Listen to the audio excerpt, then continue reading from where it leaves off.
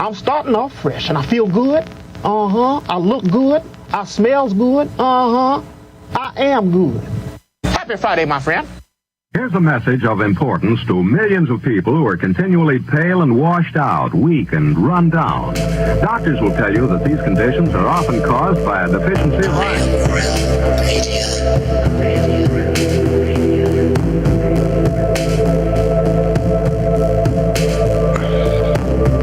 The iron you need to keep you physically fit and mentally alert.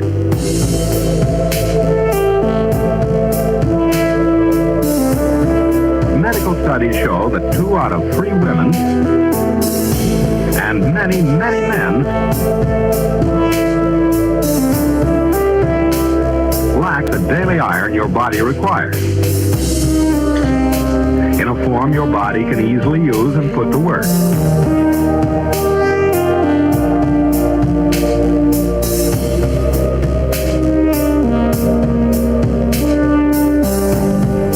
Every dose gives you more than your daily minimum iron requirement. We are awake, we are awake, we are not alone. We are striving for more. So if you're not getting the iron your body needs, We are awake, we are not alone. if you feel weak, run down, and are easily upset, We are striving for more. start taking iron today.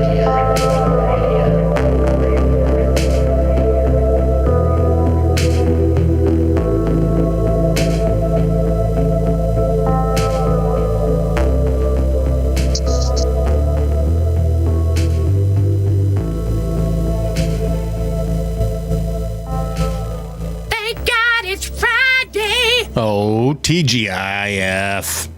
Happy Friday, everybody. Welcome to Have No Sphere, right here on the Iron Realm Media YouTube and Rumble channels, respectively. Yeah, it's Friday. It's a short day for me. It was a short day for my boss, and he ran out of work to give me, so rather than sit there twiddling my thumbs, I thought it might be best if I just left early. So left early I did. Other than that, it's been a quiet Friday. And we've just been jacking around here backstage, talking, carrying on the conversation, so I thought it might be a good idea to go ahead and hit the live button. Since I did, I'm going to say hello to Mr. Zachary Zabala. You might recognize him from his channel, Good Times for All, here on the YouTubes. Zach, how's your week been, sir? Not too bad. It kind of got chilly today, which I didn't know was coming. So it was kind of, unexpected to go out and 11 or noon, something like that, go outside and it'd be like 40 something degrees. I was like, whoa. I mean, I knew it was getting down there in the, at night, but yeah, it didn't warm back up today. Looks like it's coming. I saw it yesterday. Yesterday morning when I got to work, it was below freezing. My little car dings and says ice might be possible on the roads. So I knew it was cool, knew it was cold out. But when I got to work, there was fucking snow flurries. Couldn't hardly believe it. I mean, Blasphemy. Just briefly, and you really had to look to see it. But it was, without a doubt, snowing yesterday. Nuts. Don't miss it at all. I do, and I would if I didn't get any. But when I have it, I only like it for about 17 minutes. After that, I'm fucking done.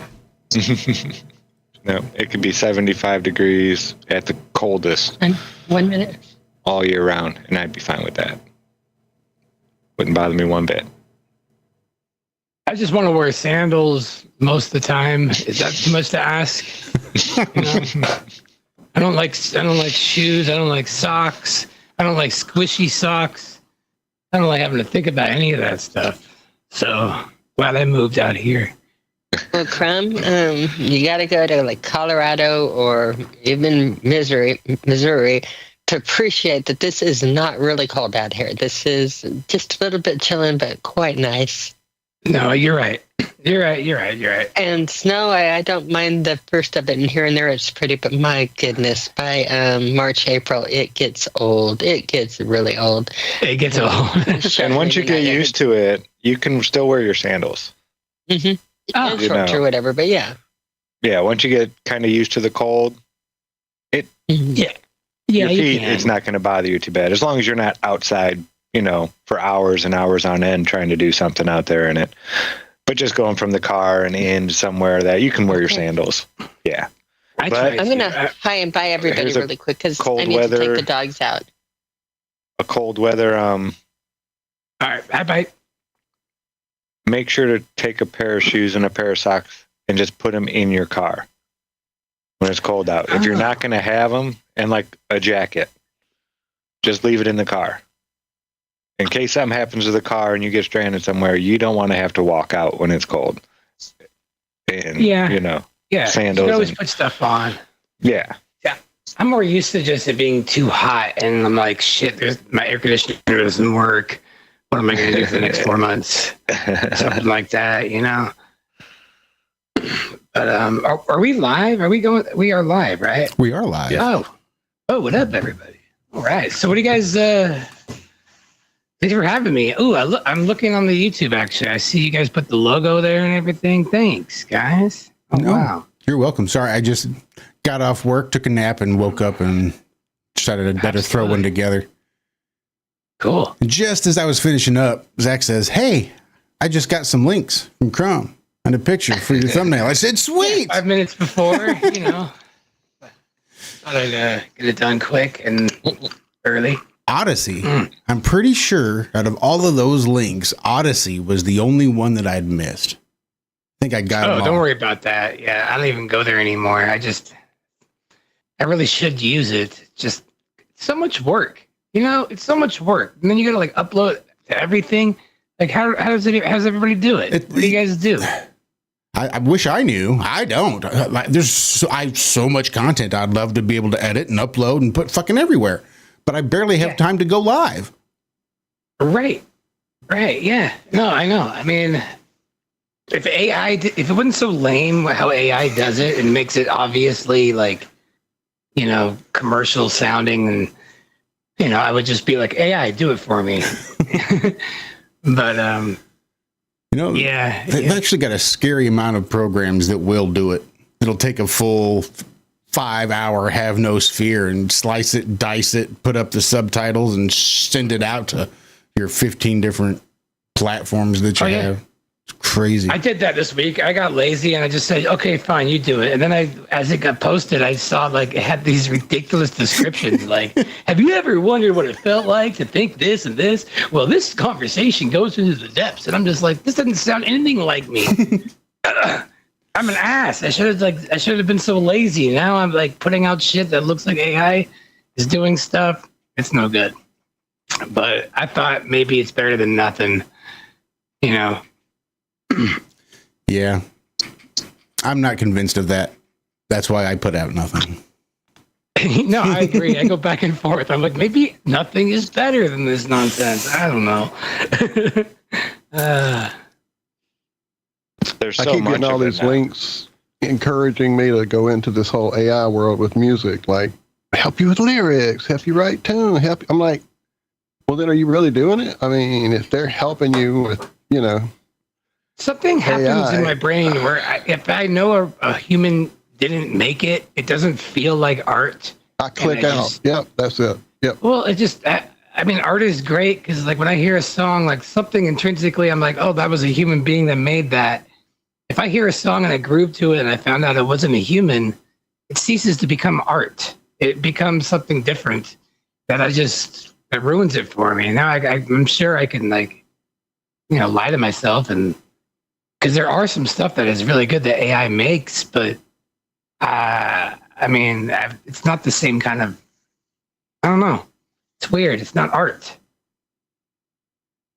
No, I The latest agree. iteration of the Spark positive grid's little practice amp, little 10 or 15 or 20 or whatever watt one that sits on your desk, and you just kind of plug and go. But you can also like open the phone and download the app, which has early like kind of you go to the AI dude, Jarvis or whatever, of course, and you kind of play a little riff for a 30-second period while it listens, and then it writes a drum track and a bass line for you to groove to.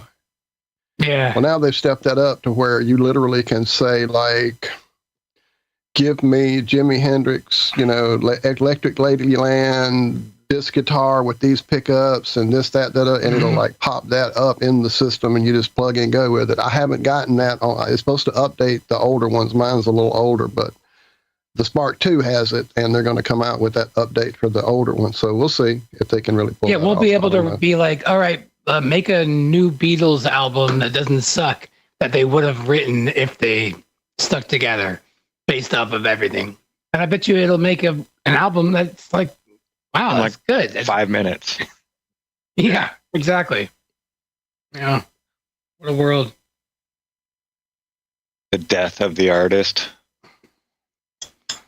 There's a song called the AI made called I Glued My Balls to My Butthole, and it's so good. It's the best song I've ever heard. It literally, they just wrote into like a chat GPT thing, write a song that sounds like it was recorded in the early 60s about this, and it's really, really good. It's really good. And when I heard that, I'm like, shit, I'm grooving to this. Can't help it. My body wants to move to this. This is good. And 2.6 million views. You can't even recreate that sound of being in the old recording studio unless you have that stuff. I don't know how they're able to do this, but it sounds like it was Otis Redding or something, or like, the Wrecking Crew kind of vibe with Phil Spector. Like, I don't know. Stuff that you just don't do with digital on like Pro Tools and Logic.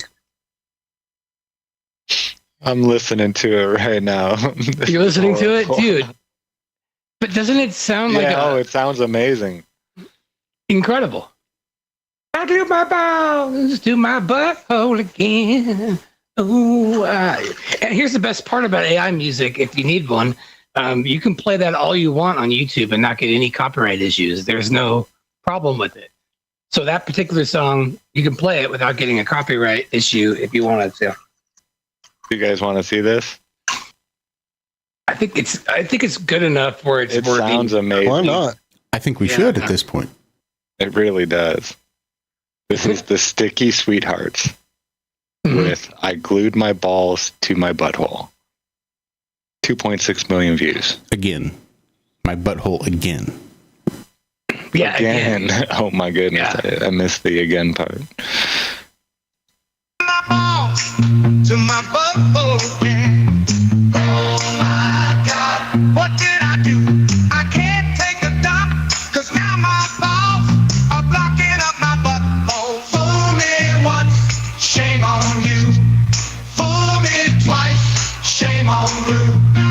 Good God, I pulled too hard, now my scrotum's stretched out like a fucking yard. Oh God, I grew my balls to my butthole, baby.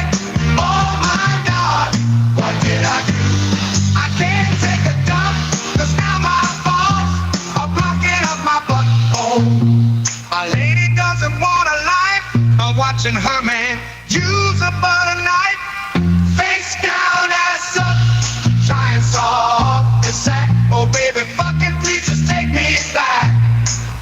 I grew my balls to my butthole, baby.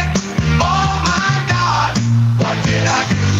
I can't take a dump, 'cause now my balls are blocking up my butthole. Fool me once, shame on you. Fool me twice, shame on blue. Good God, I pulled too hard, now my scrotum's stretched out like a fucking yard. Glued my balls, it wasn't never, but baby. I mean, this is a complicated bridge. 21, life is just fun like that.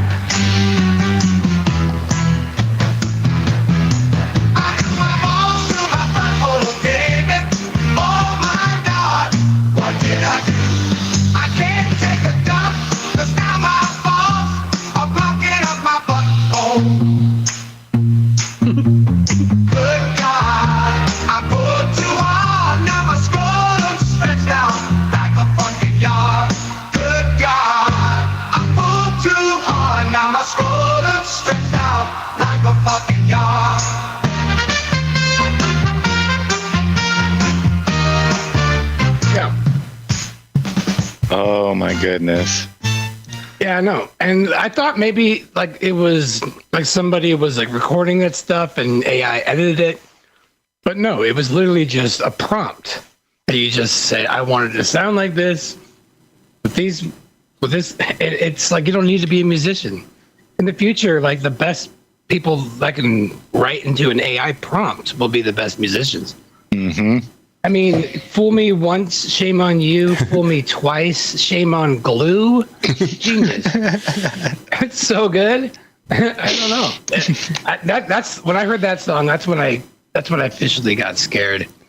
That's when I was like, oh shit, this is real. I think it's SUNO. Suno, I think, is the name of an app. Suno, yeah. Yeah. Mm-hmm. There's a channel on YouTube. Have to be careful. It's called Conspiracy Music. That's all, just conspiracy music. And I think he goes on there and plays a bunch of his AI music and stuff that he's done through Suno and just jams. He rocks it. It's crazy. Yeah, insane the stuff they can do. You know, it's a good tool for those, you know.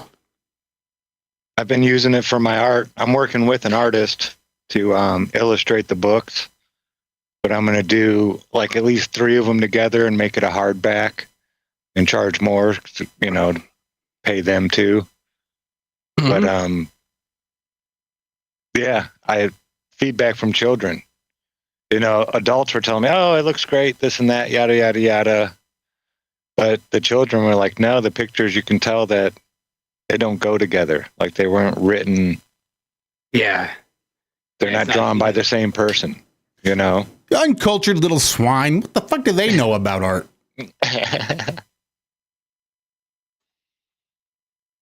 Funny boy in the chat saying I should tell him about There I Ruined It, which is another channel where they take songs and kind of ruin them in a funny way. It's not really AI, but it's pretty hilarious. I play that on my channel sometimes.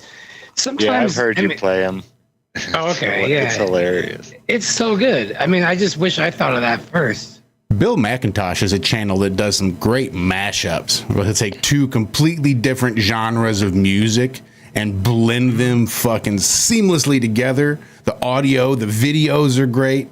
It's a really good, entertaining channel. It's cool. Yeah. So many songs transcend genre. I mean, you can take there's so many songs you can play in so many different ways and completely sound different.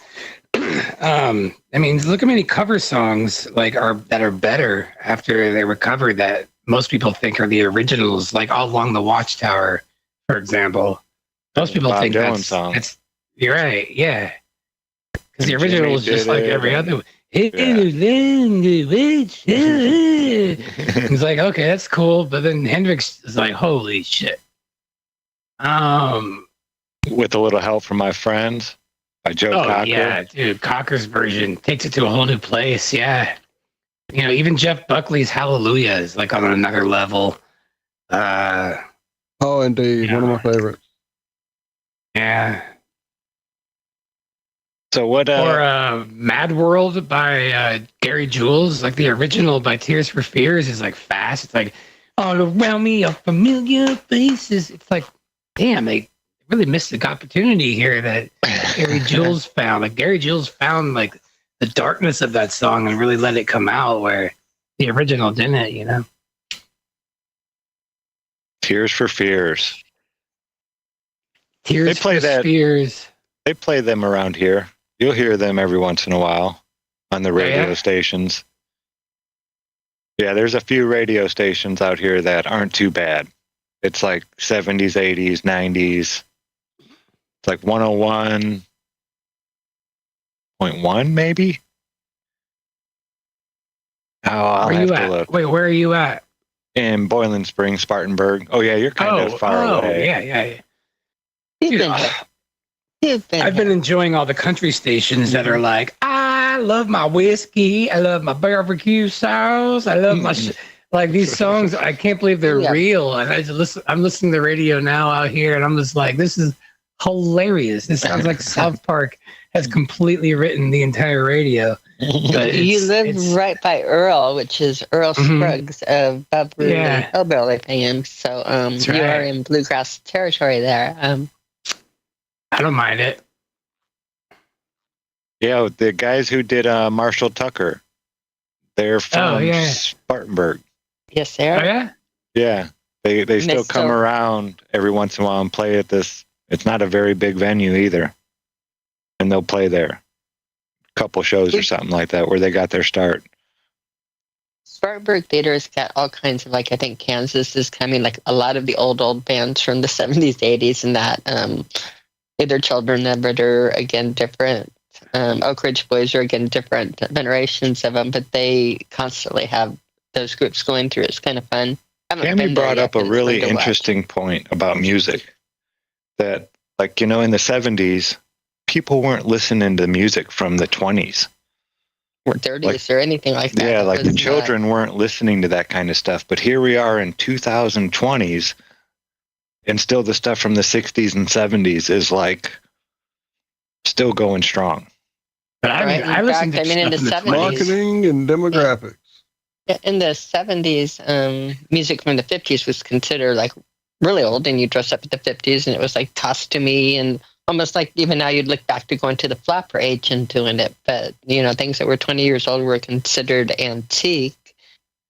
And it's fun watching, again, with the videos and the different things, it's fun watching the reaction videos and watching the young people look back at the music of the 60s, 70s, 80s, 90s, and that. And it's a lot of fun. Yeah, I never thought of 60s music as some antiquated thing. I always thought it was just as cool as what was coming out at the time.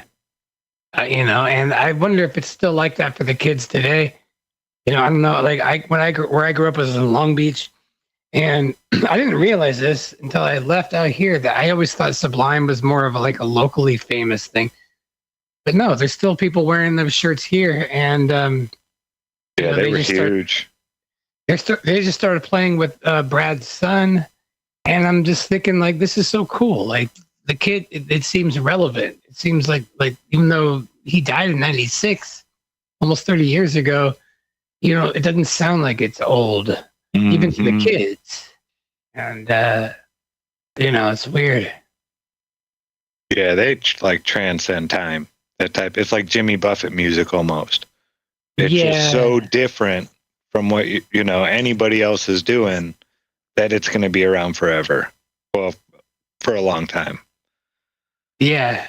No, it just was feel good music. And since Sublime, that guy died before they got big, so it just they never were able to even come close to selling out or doing too much. That's crazy, isn't it? Yeah, no, I know. I mean, yeah. Especially, growing up in Long Beach as a musician, every band basically emulated them, and everywhere I was around was just bands that sounded like that. How many times did you get to see them?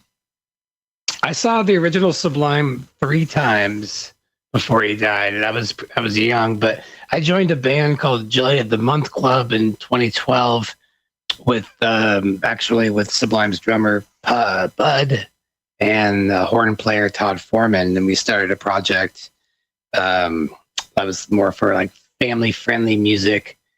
So I've kind of been friends with the whole Sublime family because I grew up there. That's somewhat. Awesome. Yeah, it's cool to just see it now. They have Brad's kid. He's the front man now, and it's right when he's just taken over basically, and it's not lame. It's just not. I thought it could be lame, but it's not. He sounds like him. He's got the chops. It's really cool. So it's he can kind of continue now with the band where it got stagnated after his dad's death at 28, and I think his son is 28 now, and it's all right, let's do this. Let's take over. And they're doing great. Out of all the people I've met online, I don't think I've ever met anybody that's grown up in Southern California. No way? Really? I know a lot of people that have moved out there. Yeah. But never grew up there their whole life. Oh, yeah. Yeah, no, I grew up there. I just, for the first time ever, moved away from Long Beach it's a hard place to leave because that's where everybody's moving to. So you think like, well, why would I leave? But so how much has it changed since you were young? Since I was young, not much at all. It seems like the same city. You know, it's a lot less scary. I felt like it was a lot more like the difference, like, you know, the difference between the rich area and the poor area were more defined in the 90s, I think. Because it was like, you know, you had the Sublimes area of Long Beach, which was like the rich white kids. And then you go across Redondo Avenue, and now you're in Snoop Dogg's Long Beach. You know what I mean? It's just like, well, something's going on here. Like, it's a big city, but not really. So, but now I feel like the whole city's just kind of like mixed between the two.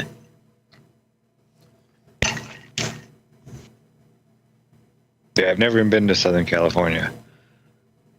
No? I was in southeastern California, right across from Ehrenberg, Arizona. I think that's on, what is that, 8? Which is the one that runs into San Diego? Is that 8 or 10? Yeah, the 8 does. 8. Then, yeah, it's right on the border, right off of 8, not too far from 8. And I was just camping out there. I spent a little time out there working in the 80s, out in Santa Maria, and then down in El Segundo, about 6 months or so, 6 or 8 months. So, but yeah, it was definitely the 80s back then. Yeah. It was crazy. Riding up down the strip and just seeing all the stuff you see from movies and TVs, just walking around and stuff. It's like, wow, it's real, you know? Mm-hmm. It's been a while, though. I definitely want to go out that way again. There's a lot of folks out there that I want to go visit. Shout out Daryl Davids. Andy B's out there. Yeah, they're up in Northern California, though. Well, still out that way, out west. Yeah. I mean, I definitely, I've gone east. Why not go west, young man? You know, as a musician, though, I got to say, like, it felt like I was stuck in a bubble. You know, you couldn't really plan a good, like, weekend to, like, play other spots. Where now that I'm out here, I've just been obsessed. I keep looking at the map, and I'm like, man, I can go like book a show here, and then book a show there, and then be back, and then book a show here for a weekend, and come here and be back. And I'm like, this is great. There's all these hubs that are like 3 hours away. Where in California, I just felt like if you ever needed to get out of that scene, you have to. It's such a pain to plan, and so that's one thing I've been doing since I moved out here, because I'm just like, wow. There's a lot of cool hubs out here. Maybe I can start booking some little weekend. Yeah, there you go. Shows, you know. Do you usually do a one-man show? I did. I used to like 10 years ago, and then I joined that band I was telling you about, and then I quit that band 4 years ago. And when the COVID happened, and we were playing a lot, we started like actually doing pretty good, playing like House of Blueses and stuff. But I quit the band, and now I'm like, I'm going to start playing just solo again because it's like, it's so much easier than to like rely on somebody to always be, I can make my own schedule and kind of go from there, and try to make the show as entertaining as it would be if it was more people or something. But, without doing lame stuff like looping a lot. But yeah, you can do a lot with the piano, just the piano itself. Sure. Or even just guitar, and I don't know. I feel like the new wave of music, in my opinion, is like the opposite of what AI is doing. So like trying to just figure out just as raw and human of a performance, I think is kind of cool right now. I played here in Shelby at this open mic, and I met this guy. I got this guy afterwards. He was, he really enjoyed it. And I'm like, yeah. He's like, how many hours can you fill with the original stuff? And I'm like, how many hours you got? I can do all day. And he was like, there's no one around here that does that. Like he's like, nobody does that around here. You're going to be all right here. And I'm like, oh, this is cool. So that's another thing about getting out of LA. Like, you're everybody there. Nobody's listening to anybody who's performing in LA. They're all just sitting around waiting to play. It's just, I come out here and I play a couple tunes like half-assed. And people seem to like them a lot more and appreciate them. So that's awesome, man. That's why I'm really, really enjoying this move out here. It feels, I don't know, it's more my pace, and it's nice. It's challenging. How is the little lady taking it out here? She's doing well. She's loving it. She's got her plant thing, and she's doing so. She's always planting little fun plants everywhere around the house, and, and just making it nice. And yeah, she's doing good. I wish we had more sunlight in this house. She's doing like a greenhouse thing that she gets on Amazon Vine for free, and she just has been using all these little things to like grow basil. Yeah, cool. little herb garden. Yeah. Yeah. Yeah, if she ever needs some lemon balm or some spearmint, or I think we even have apple mint and orange mint that's still growing out there. Oh, We've yeah. got quite a bit in the different things like that for her to pick off of Excellent. if you need. She would love that. And we're pretty much exact same climate, so I think if it's growing here, it's going to grow really well there. I'd be surprised. Yeah. Oh yeah, herbs are hardy. They grow everywhere, just about. Yeah, lemon balm's amazing. You start getting into like old alchemy books, and they talk about lemon balm being like the elixir of life, the elixir of rejuvenation, the stuff you can make with it. I never tried it. It takes like at least 18 months to make it. And it sounded kind of scary. Like everybody said their fingernails fell off and their hair all fell out. What? Yeah. And then they all grew back in stronger and healthier, like brand new. Yeah. Crazy stuff. A chicken. The one guy fed it to a chicken, an old chicken that had quit laying eggs, and it shed all its feathers and grew in a brand new plume, a nice, beautiful plume, and started laying eggs again. I don't know. Yeah. Lemon balm. Huh. They call it the Melissa plant over in Europe. Interesting. Yeah, just wild stuff. And it wasn't just one alchemist who wrote this. It was, multiple over, hundreds of years. So, yeah, it's wild. Huh. Lemon balm. Yeah. Is it everything to do with like a lemon tree or No, it has like grass? a citrusy smell to it, kind of. Gotcha. But it's just a real leafy plant. It does get a flower on it. It doesn't last very long. They're real small. But it just spreads like wildfire. If it likes the area, it'll like take over. Yeah, it's amazing stuff. Lemon balm. And people make teas out of it and all that kind of stuff. Little tinctures and whatnot. Yeah, we'll get you some. Yeah. Okay, sweet. Yeah, that'd be great. I would love to get some like coca leaves. I was in Peru once, and I really enjoyed that tea. Seems hard to get now for some reason, but you guys know the hookup on that. That'd be awesome. Don't they still use that in Coca-Cola, making Coca-Cola? I don't know if they still do that, but they say they take the cocaine out of it somehow. well, I mean, it's no different than like a black tea. I felt like when I was up there drinking that coca tea, it was nice though. I liked it. I liked it a lot. I got addicted to it. I basically needed it. I need it. I need that tea. I would drink it and talk to everybody about my future plans. And I'm just kidding. But no, it was very, very chill. So they say up in Cusco. today the extract of the coca leaves, a decocainized version, is manufactured in the United States and used in the flavoring of Coca-Cola.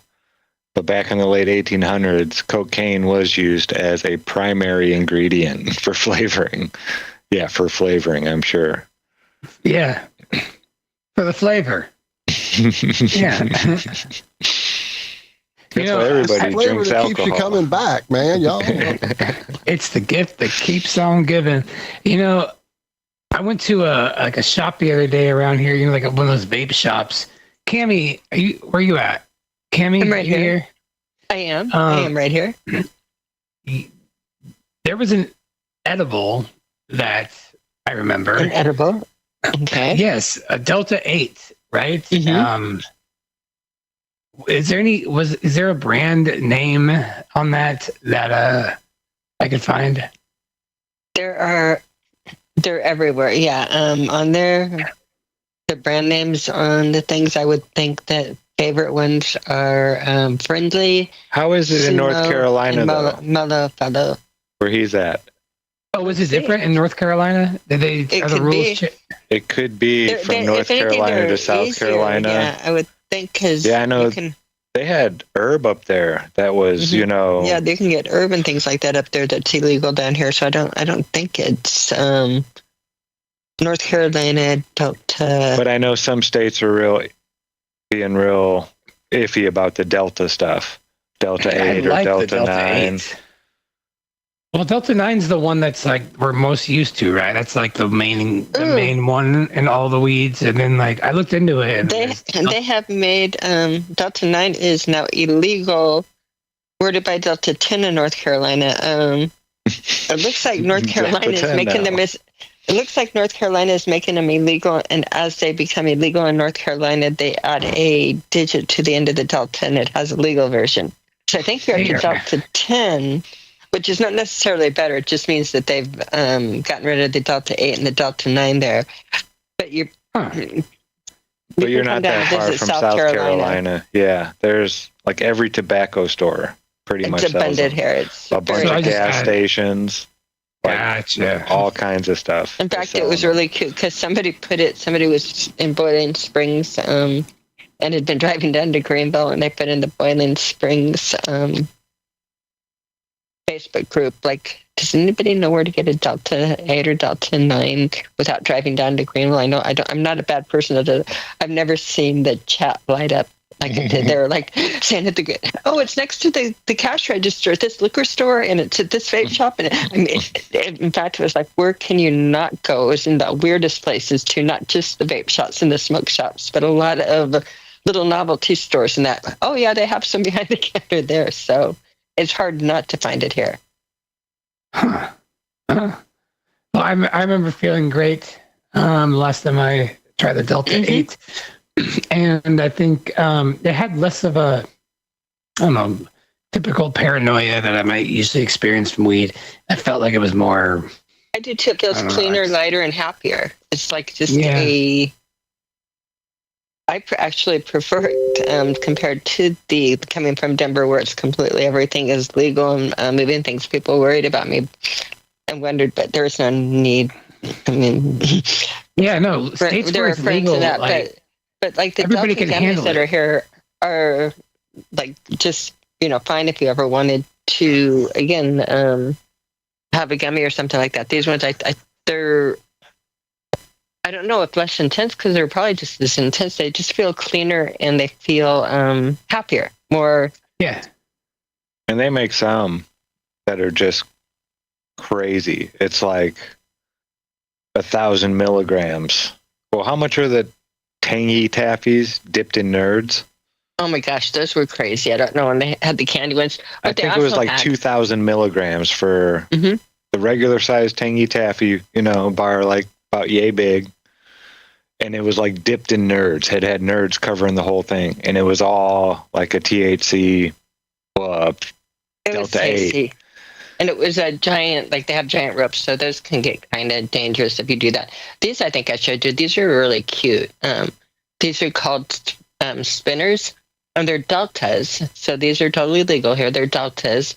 But one side of it, the red is indica, and the green is sativa. And depending on what you want, you just flip the That's top amazing. over it. So you can, like, That's really cool.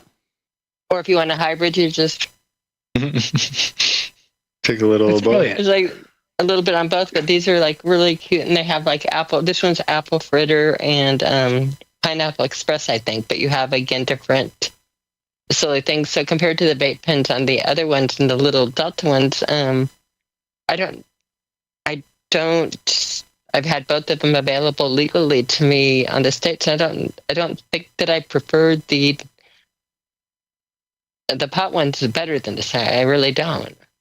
Yeah. No, God, it's amazing how in 20 years I went from like, can I just have a bag of weed that doesn't have stems and seeds to like, no, I prefer a Delta 8. like how do we, I know, it's amazing how many options there are. I didn't know there were so many different variations. But I looked up Blue Dream, because Blue Dream for some reason is the one strain where it works for me, and I feel very little paranoia. It's perfect for me. And when I looked it up, it talked about like tannins or something like that. But you know what those are? Tannins. Josh might. It might be I'm saying the wrong word. It's like a type of cannabinoid. Terpenes? Terpenes, that's what he means. It's the terpenes. Terpenes? Was that? Terpenes, yeah. That's got to be what he means. Wine has tannins. Wine has tannins in it, which is what I was thinking. But yeah, terpenes right. for the. And then I was learning about those, and I'm like, okay, there's one called, what's the one I like? It's called like lemon. I'm looking this up here.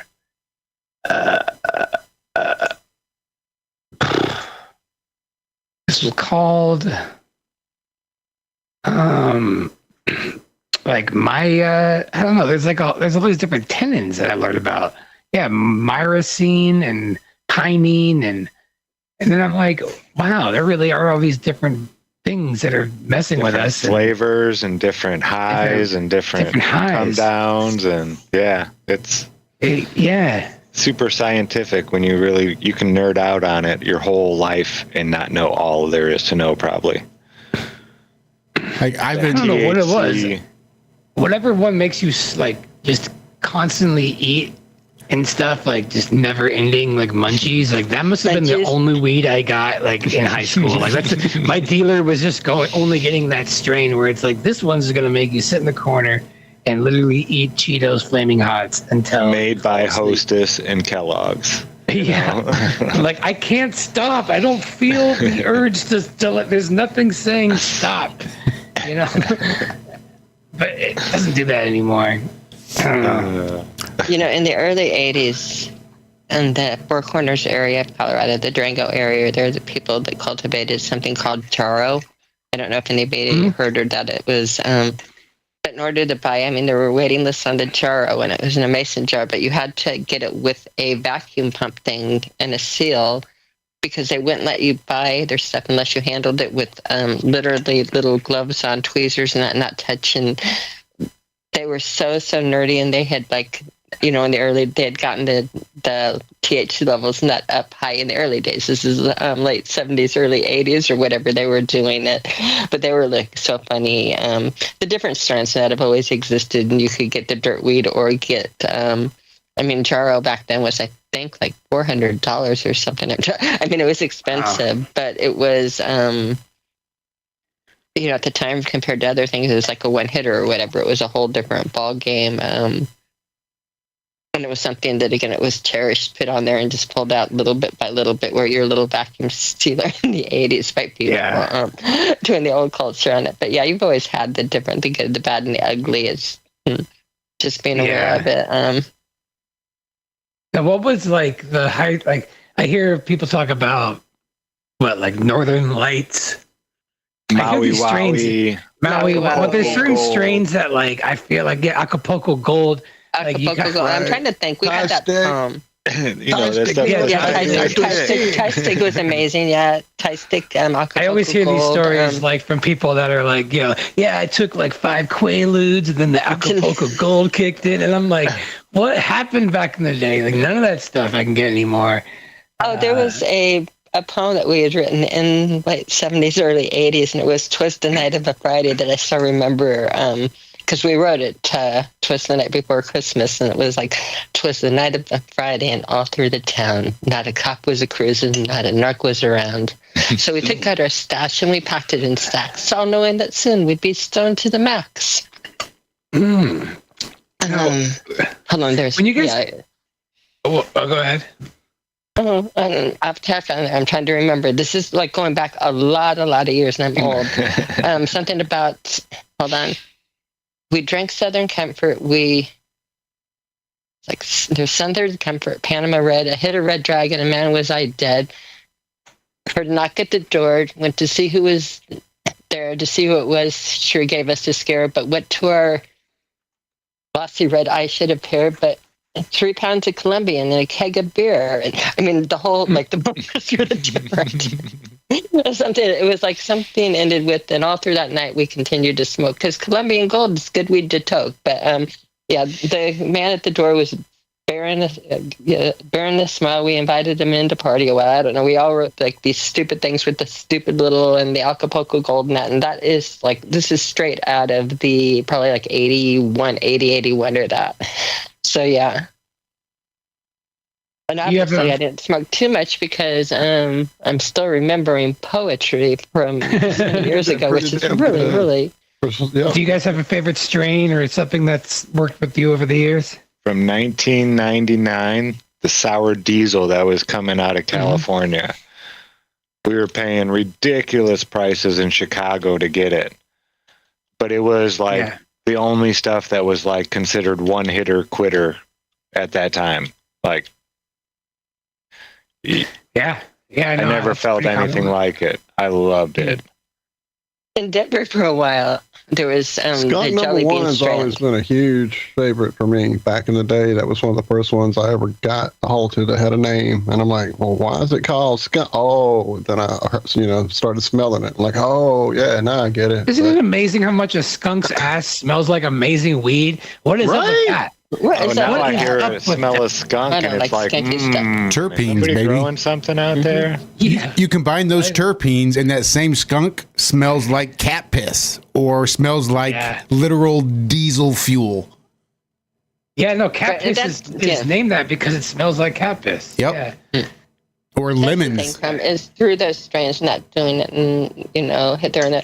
I always liked like the lighter, happier things. So there was a strain called Jelly Bean, made me think of Banana Jelly Bean from Tom Robbins books or whatever. So even the Cowgirls, but yeah, Jelly Bean was happy. And again, the heavy strains you're talking about. I mean, I remember trying to tie in that, but I don't know, just something. I don't see the reason to be knocked off my socks off or anything anymore. I just kind of like something that, again, makes you a little bit happier and feel a little bit better and adds a little bit of joy. So. Yeah, no, I'd take a pound of swag over an ounce of Kush any day because I like the smoking aspect of it, and like my friends would like offer me a dab. I'm like one hit off a dab, and I'm like, I gotta go see a therapist now. Like it's too much. It's too much. Some people like to have it like very concentrated. Yeah, no, there's some in the little fire. I did a Ben Balderson dab while I was there in South Carolina. Oh, you did? And my eyes still fucked up from it. Yeah. You ever, when you smoke something and then you're with people and then like right when it kicks in, you're like, oh fuck, what have I done? I can't be social now. I'm in my head way too much. I'm just gonna sit here and pretend like I'm not going to the cuckoo farm. And that's where I live. I've been in that situation so many times where I'm like I just get so worried about, I don't like to lose myself that much. I mean, I'm like, can I take mine home with me so I can I appreciate you wanting to smoke me out. I'll take mine to go. But we have Daz in the chat mentioning that he only smokes, doesn't do drinking or pills or things that he thinks are worse. I think everybody, very few between caffeine and that you find it. I know I don't like to drink. I might have a pina colada or a lava flow if there's like a good exotic drink once or twice a year. Sometimes I can go years without it, but Yeah, lighting little fires. I like that. I like that better than having to burn everybody. Sometimes I Pretty think I much. get addicted to like thinking like that, though. You know, like when I have vices to work on, I almost feel like I have a purpose, and it gives me. I feel like I'm accomplishing things by weeding them out of my life. And then once they're out of my life, I'm like, well, shit. Now I actually have to take care of my real shit. Like I liked it better when I was like fighting, like when I was trying to quit smoking and putting all my energy towards that and the accomplishment of it. And I think we can kind of get addicted to like constantly fixing all these things as if those things are the main things that matters.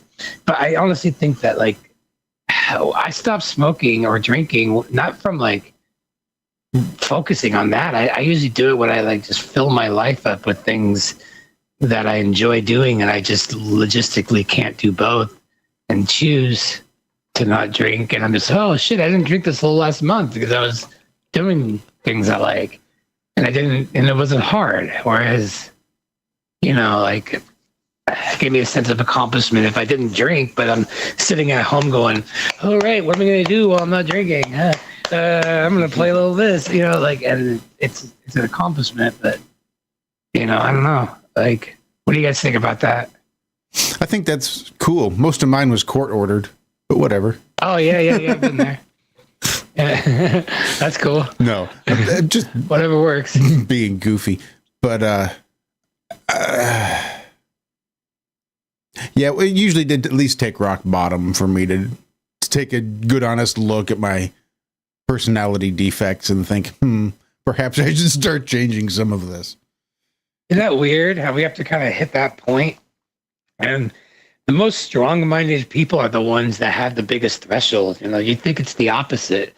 But like the strong-minded people are the ones that will continue to smoke in a world where like it's socially, you know, unacceptable. You know, a weak-minded person would be so afraid of the social backlash they'll quit. And a strong-minded person will keep going. A strong-minded person will keep doing things until like it really, really, really is the end, like the rock bottom. And it's one of those weird kind of catch-22 things where, you know, people who like, you know, have good habits or seem to have, you know, a better look on society, but it just means that they are weak-minded, that they're so afraid of, you know, what a society will say that, you know, they can use that as enough of a deterrent to not do things. And I envy that, you know, like, but for the most part, everybody I know that I hang out with that, you know, dabbles in substances and has problems with it are some of the smartest, some of the most real, some of the most people that, you know, they just set us like a higher standard of like, you're not going to tell me what to fucking do. I'm going to do this until it's a problem, you know, and it's weird how that works. I see that with a lot of, you know, outside the box, unconventional thinkers, especially in, you know, the truther community. And I mean that in the best way, you know. It's the trouble with addicts, because most addicts are so fucking smart. And they've just spent their entire life learning how to lie and manipulate people and how to get the things that they want by putting forth the least amount of effort. And it really takes outside of the box thinker to be able to live an entire life that way for as long as you can until you burn out. But yeah, a lot of them are very highly intelligent outside their addiction. Extremely, yeah, because they have to. They have to adapt. Yeah. How old guy are you? I mean, I have to like, I mean, the amount of times I have to like lie to myself. Well, if I do this and I do this, I'm smarter and my life is better. Like, so many times. But it's true. It works for me, yes. How old are you? Oh, I'm sorry. Oh, I am 41 years old. 41. Yeah. How about you guys? What you got? You guys about the same? You guys seem 45. Like you're all in your 40s. 45? 45. Nope. How about you, Josh? How old are you? 47, I believe, is correct. Right on. Cami is 29. Thank you. 29? Thank you so right. Much there, Zach. Yeah. 57 here, 58 in January. 7, Walt. Oh, yeah. When's your birthday? January 14th. I'm the 18th. Right on. Oh, there we go. Capricorn. Capricorn's Musician. in the I should have house. known it. Yep. Should have known. Are you a musician? Oh, yeah. Capricorn musician? I play. Yeah. Oh, yeah. See, I play. I Capricorns sing. get In fact, musicians. I definitely would have been in the mix the night of the acoustic karaoke jam, but we were having our little trapped in the neighborhood thing going on at Cami's. We were digging it though. We had a blast there. It was just like, it was definitely, I was definitely going to hop into the jam with y'all, but it just wasn't meant to be this time. Next time. But, next you mean the one at my house? The day yeah, before, the impromptu jam, right? Absolutely. Oh, yeah. I heard there were you guys were just throwing out anything anybody wanted to sing. It was you and Chief Crow knew it. Yeah. Mm-hmm. Yeah, no, that turned out to be a really cool night. I'm not gonna lie. But yeah, no, it was cool. It was cool. Yeah, I will say, yeah, Capricorns get shit done. You got like Elvis. He was a Capricorn. There's a lot. Yeah, he was. Yeah, they get shit done. But you gotta have I think you gotta have a lot of water also in your place to be a musician as well. Capricorns are very, they get shit done, but which is necessary. But I think like Pisces and Scorpio, I think Scorpios are the best instrument players. I think if you can get a Scorpio that's like a guitar player, like that guy is amazing. Like every really good guitar player I know, like, is usually a Scorpio, but he only does guitar, or something like that. Like, something about water, some water signs. I think it's got to be in there. That's got to be it. Yep, absolutely. Yeah. My Pisces. You're a Pisces? Who is? Zack? Yeah. Aw. So you got to feel everybody's bullshit energy all the time. That's got to be exhausting. Can be. Good for you, though. It's rewarding. Every Pisces I know they're just the nicest. I've never seen every Pisces I know is always really, really kind on another level. What do you guys think about Pluto going into Aquarius? I don't really follow astrology. Yeah, I don't. At all. I don't think about it. What's that kinda supposed cool. to bring? So Pluto represents death and transformation, and Aquarius represents like a new way of looking at the world. It's actually kind of perfect timing if there was going to be the flat Earth being exposed in Antarctica.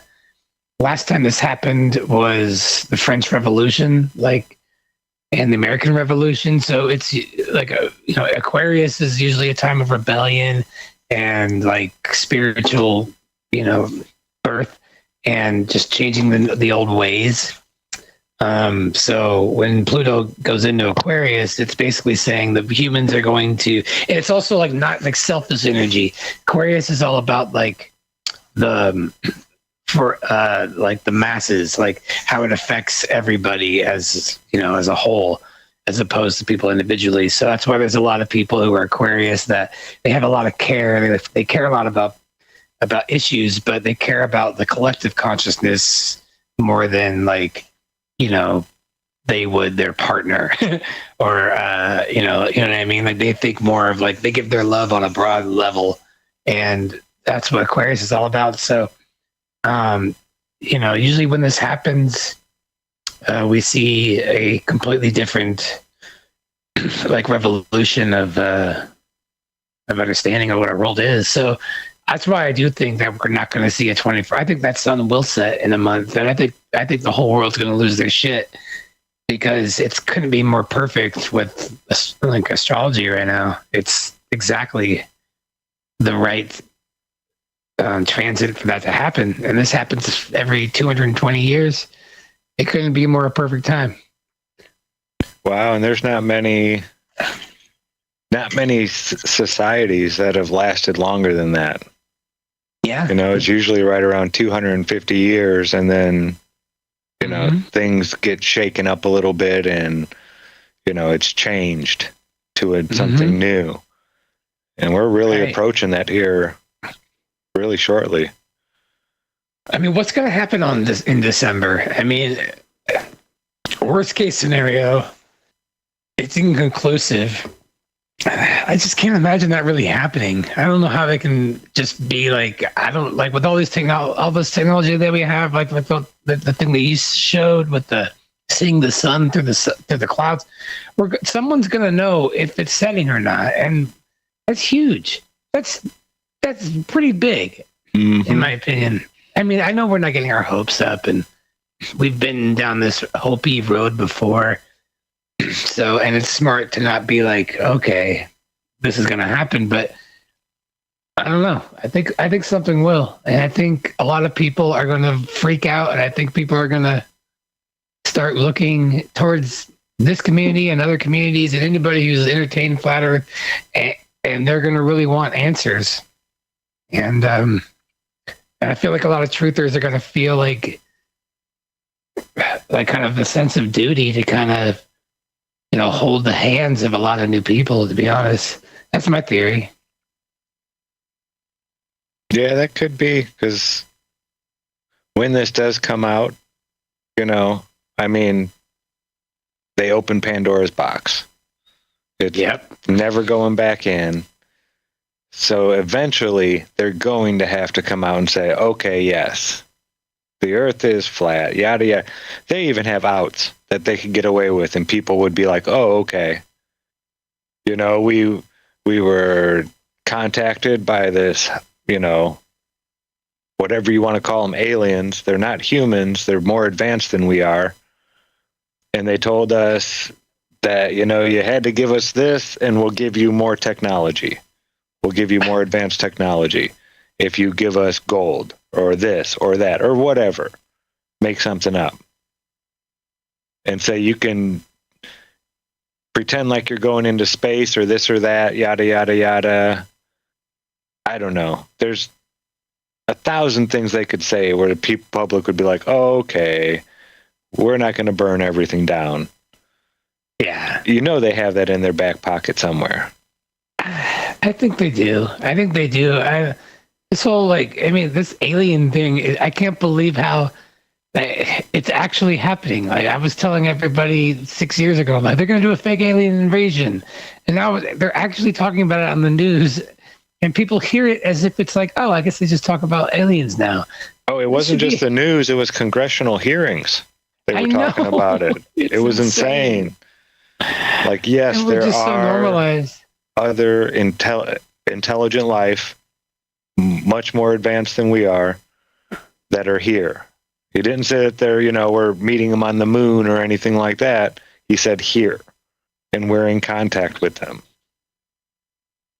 Yeah, that's insane. And so most people hear that and they're thinking, oh, so they came here from trillions and trillions of light years away and they just watch us? It's funny. Yeah, it's crazy. But then he was going back and talking about Roswell and stuff like that. Yeah. Well, I don't know much about that, but it's... I don't know. It's so weird how it's such a great little like grift to talk about aliens, because for some reason the existence of other beings somehow like validates the spinning ball in people's minds, because they're so used to that connection. So they think if there's aliens, there must be a spinning ball, like, which is so weird. Well, yeah, but I think it's because of the spinning ball, the aliens therefore have to be from somewhere else, because we've explored everything, and they're not There's here. nothing left to explore. Yeah, so they have to be from somewhere else if we haven't found them yet. And how many trees, Josh? 9,200. 9,200 trees. Science has said that have not been discovered yet here on Earth, that are already here on Earth, and we haven't found them yet and identified them. 9,200 trees. So I don't want to hear that we know everything about everything. See, that's the thing they taught us in school. I thought we knew everything. I thought we had every blade of grass, everything counted. Right. And I thought science knew everything. We don't know shit. We don't know shit. We make shit up as we go. And then we just go, okay, that's cool. That sounds good. It's weird. I used to think that too. But like just any field that you don't know of, whether it be science, whether it be anything, if like accounting or whatever, pick something, any field where, you'd have to be specialized knowledge to get into. Once you learn how it works, it's not as grandiosely hard and, as we think in our mind. It's like rocket science. Yeah. Once you learn this chemical and that chemical, and I put this much into these little canisters and, point the nozzles in this direction, it's like it, Yeah. There's not much more you're doing besides filling it with fuel and lighting the fuse. Yeah. I know the whole idea of like, oh, I'm not a rocket scientist. Had this idea that rocket science is really hard. It's probably not. It's easier if you're a Nazi SS officer, I hear. You're right. Or if you practice sex magic, I hear that makes rocket science easier. Well, either one, maybe a combination of the two. Hard to say, but you need a little both, right? Little of this, little that. Well, I think that was a prerequisite to become an SS officer. Was to practice sex magic. So, yeah. It's actually called sex sorcery. That's what the SS is for. Yeah. What's weird is that, like, gravity is considered a theory, right? Like, technically, like, mainstream still considers it a theory, right? Like, isn't that a fact? So, in the way that they define theory means fact. Right. Yeah, I know, but like, what I don't understand is that if it's considered a theory and it's required for the heliocentric model to be real, like you have a model that requires a theory, and then you look into that. That's like, it's with all that shit with space. I just assume that they knew more, and then you just look into it and you're like, wait, there's a star called Cygnus 61 that is like 66% the size of the sun. It's smaller than the sun. It's smaller than the sun, and we can see it, and it's like trillions of miles away. And that doesn't make any sense. Like, it just doesn't. And I just don't understand, like, when you look into things like, oh yeah, greater minds must know, there has to be something, just like you said. And then when you realize there's nothing, they have nothing. They're just making shit up. They're just talking about it. And then you wonder, like, okay, if space is like that, then every field is like that. When you talk to a doctor, they're talking out of their ass. You talk to a dentist, they're talking out of their ass.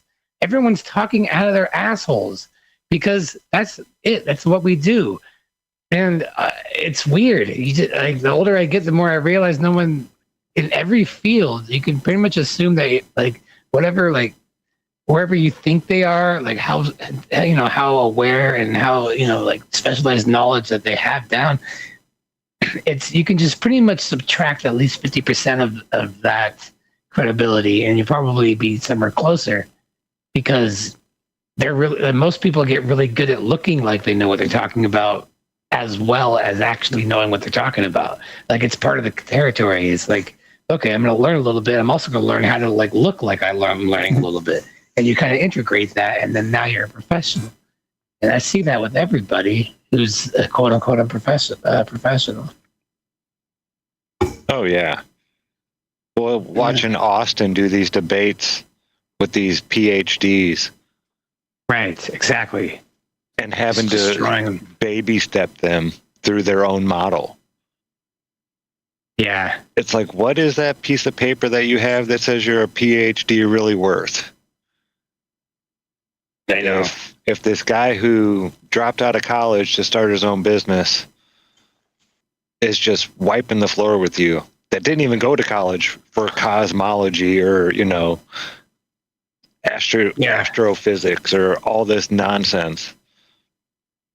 That's the thing that gets me the most, is the waste of brain power that is put forth into all this space nonsense. Yeah. All these super genius children that end up working on these giant equations to figure out dark matter and blah, blah, blah. It's like, dude, you guys could be figuring out real stuff. Like the wrong conclusion has been inserted into all this academia. So they'll say, okay, we're a spinning ball and there's this. And we can't change the fact that it's a spinning ball. That's a fact. That's determined already. So how do we make this anomaly make sense? And then you get the brightest people to sit there for years and be like, it has to be something.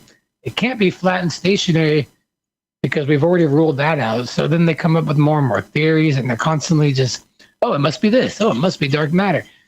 And that's all it is.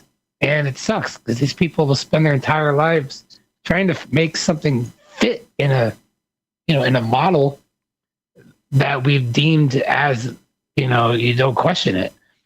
And, do you think we'll ever see the Emperor's new clothes again, where everybody but the government is saying it, and they're the only ones that are like, no, this is real, and the mainstream media will be saying it, but the masses will be like, no, you're naked.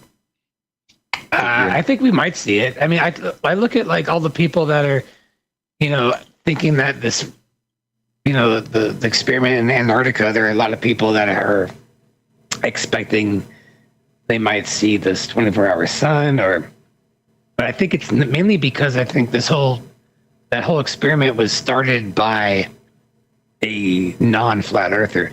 I think if a flat earther actually funded this, and this whole going to Antarctica was actually funded by our team, and it wasn't like a versus thing, I think there'd be a lot more confidence in the community.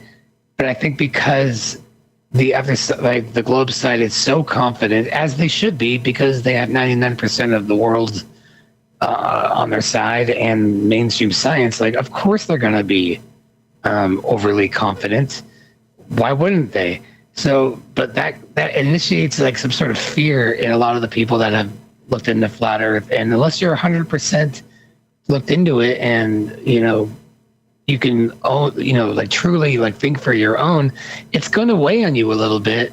If you see like people that are like so confident that there's going to be a 24-hour sun, no matter how much you looked into flat Earth, it's going to make people afraid.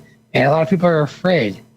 But in answer to your question, I think the Emperor's New Clothes will happen as more and more people like aren't afraid to own what they're seeing. Because right now, like people need, majority of people need some sort of social, like backup to like go along with some of these uncomfortable truths. Some people are more comfortable, going against the grain, but a lot of people just need enough of the public to make them feel safe. And once they feel safe, right? Then once people feel safe, then they have no problem pointing out that the Emperor is naked, walking around and laughing at it. But it really just comes down to like when people feel safe. Will their family be safe? Will their jobs be safe? Will everything they build for be safe? Will their whole social structure of support be safe? And that's why like so many people are coming out like now that Diddy, it's cool for everybody who's any issues with Diddy. Now they're all coming out, but 10 years ago they didn't, because it wasn't safe.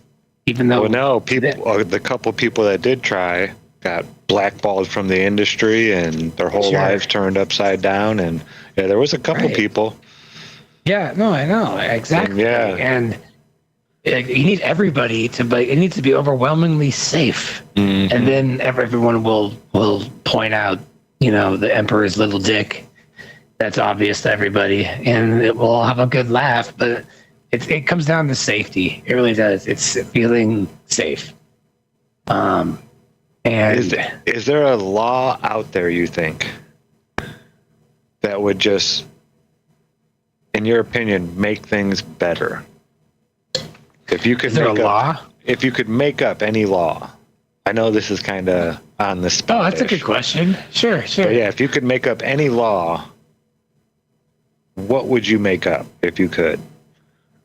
I often thought about, like, if murder was actually legal, it actually could be a good thing, because if you didn't go to jail after you committed murder, you'd have to deal with the public. Like, if I killed someone and he was a good dude, I would feel like I would hate my life. I would constantly be like, who's going to kill me? Like, if it was an unjustifiable murder and I had no right to do that, like, I would, like, going to jail is honestly the safest and best thing in my interest if I do that. And I think it's strange. We live in a world where, like, man, if they weren't safe behind those bars, they would really get it. Yeah, they'd be lynched. Right. And now we live in a world where people are getting murdered all the time, and then they get to be taken to their little safety cages where whose ever lives they've ruined, whose ever families completely destroyed, cannot get to them. And they sit in a cage and everybody pays for it. And a part of me thinks that, what if we live in a world where if you do that, you got to deal with the actual consequences? I think there'd be a lot less deaths. Honestly, a lot less murders. Like, if they, if I knew, like, especially around here, everyone has a gun. Can you imagine? Like, I mean, if the mob rule is just like, no, this guy deserves to die, then he'll die. If someone's out there raping everybody, the community will kill him, and that there will be no consequences for those that do that because it was justified. So it's like almost like a free market kind of meets justice kind of a thing. Like let the what you're people's describing heart. is you're describing like the free times in the Bible where the criminals were like put into or whatever, and then the ones that they were accidental were fine, but people would go and kill, they go after the criminals in them. But if you look in practice in different countries and that where you don't have any law, it tends not to work out that way. I know. The bullies take over. Sure. Yeah, no, that makes sense. I know, it's just an idea I thought of. But I don't know. I think if I could think of one law like to add to force a law would be let's see. I'll tell you mine. I don't know. Yeah, I'd love to hear yours. I can't think of any. So I would make it so nobody in a secret society could serve in any public office. You can't be a mailman. You can't be a police officer. You can't be the lady that takes your money at the gas place. None of that stuff. Any type. You can't be president. You can't be a congressman. You can't be a judge. None of the stuff. Like Tona 2.0? But if they're in secret societies, how would anybody know that they're in there because it's a secret? Well, no. The fact that these people are in these secret societies isn't the secret. What they do, but wouldn't they just make it more of a... Yeah, but wouldn't they make it, just take it underground a level? And make it more of a secret. They could try. We should have. Now it's a secret society. We should have secret society. Right. Make it secret, right? Well, and then what do you do? Do you like chip them and watch what they're doing, and are they getting together and gathering without permission, or like how do you? What's all this information for? They're gathering all this information on everybody. Let's put that to good use. I mean, we don't make secret societies themselves illegal. You can still be in them. You can still join them. Go to the lodge every Tuesday or every that would get second Tuesday of the month to go play ping pong and drink beer. Whatever you want to do, but you don't get to be a politician at all. Let's remove, because these people are taking oaths that supersede all other oaths. Absolutely. So it does not matter if they put their hand on that Bible and swore an oath to uphold the Constitution and this and that, blah, blah, blah. It doesn't mean anything because they held a knife to their chest with their other oath. Their hand wasn't on the Bible. Their hand was on a knife pushed up against their own chest and said, I'll fall on this blade if I go against you guys. So yeah, no, let's remove that. Let's get that out of there completely. Somewhere in the Northeast, once upon a time, there was a copy of a U.S. Constitution. It was deemed one of the original versions. It was a constitution for the United States of America. The one that we ended up adopting was a constitution of the United States of America. The Constitution had unalienable rights. I think there was a difference in spelling, whereas the one we adopted had unalienable rights. And then the 13th Amendment on this original Constitution had talked about titles of nobility, meaning anybody that had accepted a title of nobility would be exempt from or unable to hold public office. I think it might even be somewhere written in the law now. I'm almost seems like it's like a CFR maybe. I'd have to look into it. It's been a minute. But it was just one of those weird things that original 13th Amendment was the Titles of Nobility Act. TONA is what they called it. I would get rid of any street sweeping tickets. I would make that a fucking. I would put that away forever. I would make sure that people didn't have to lose their car to street sweeping tickets for sure. And I think about it. Like I hate that. I think it's awful how much they charge for that. So I was just trying to think of that. Term limits. That makes sense. That makes sense. Like once you're like a noble person, then you're serving a certain class. You're serving the elite. Well, even like Sir Elton John, if you're knighted, that's a title of nobility. Technically, yeah. Attorneys are esquires. An esquire law. Right. Esquire is a title of nobility. Technically, all the attorneys that are in Washington, D.C. now couldn't serve in public office if we really enforce those titles of nobility. Because I think once you pass the bar, you get that esquire at law, and that is a title of nobility. I don't understand why they called, like, there's like lords, like there's like that's like a title of nobility, like you're a lord, but like, so it gets confusing because I'm like, is a lord, God, or is it like this asshole like who's in the royal family? Like, it seems like confusing that I would call him human lord and then pray to a lord, and like what's up with that? They shouldn't do that. Yeah, that was something that was changed, I believe, in the King James Bible. They took the name Jehovah, the Yod He Vav He, the four, the symbols in Hebrew, and just changed it to Lord and God. Yeah, it was in there like 6,000 something times, I think Just Jack says. Just a ridiculous amount that you think, well, maybe they should have it in there at least a few times, like this is the name of the creator, that the people who wrote the book, this is what they called them. Yeah, they never give you that, ever.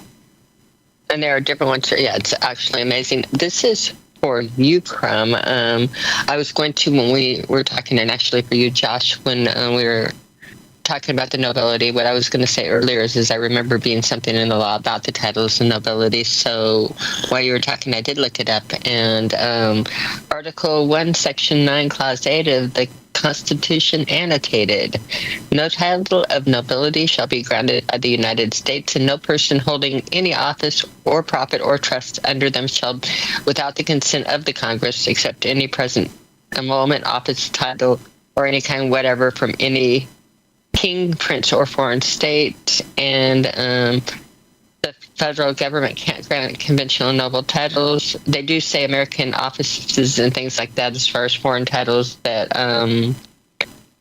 office titles, professional titles like your lawyer, esquire, are not true nobility ones and do not do that. But you actually have some things in there going back and forth on nobility. I remembered some stuff about that in the Constitution, or trying to remember from where. But there is some stuff on there as far as again, holding office and being nobility in this country. I don't think it was written out entirely. Well, there you go. Nice. Interesting. And the names in the Bible, what you were going on, Zack, in the two different directions, the whole Bible reads differently when you split it the different ways that they name it and put everything into, the simplest of it, referring and assuming all is one, when again they're all by different names in there. You can have the scripture study on Saturday morning that Karen and Jack are doing, the anti-religious scripture study. It's just looking at the concordance, the root word, and the meanings of it. And what I've learned is the Bible doesn't say anything close. The story is not at all really what I was taught. Yeah, it's wild. And it's quite fascinating. It's quite fascinating when you actually look at the words, the root meanings, and break it down like that. And I put that into favorite shows just under the fact that you can't go a week without learning something new that's like quite like shocking that, oh, it's really, it says that. I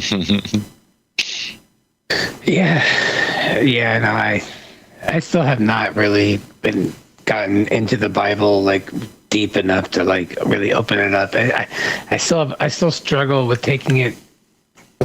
I just feel like it's impossible to really understand it, so I don't try. I don't know. If I'm looking for meaning in things, I feel like I can leap and like just see what I want to see when I want to see it. But I don't know. I think it's odd that you could have a book written 3,000 years ago and just lump it together with a book that was written 1,800 years ago and say same book, and I just don't get it. You know, like. Yeah, they don't really even cover that all that greatly either. The years and all why that are stuff. who chose which books are all part of the Holy Book? I don't get it. Like why is everything like Christians like follow all the stuff that's like in Leviticus? It's like that's way before Christianity, but I don't get it. And the more I try to have it explained, the more I regret asking questions. So I'm just, you know what I mean? I was like, never mind. Oh. Yeah, we'll all find out what we're supposed to find out one of these days. I feel like if we can't figure out and all come to a conclusion on what the shape of the creator's creation is, which we should be able to test way easier than anything that's in the Bible. Like if we can't even all come to that conclusion, like good luck coming up with what the true, religion is. Like honestly, we can't even acknowledge the shape of God's like earth. Like we're like, oh, thanks God, here's a spinning ball for you.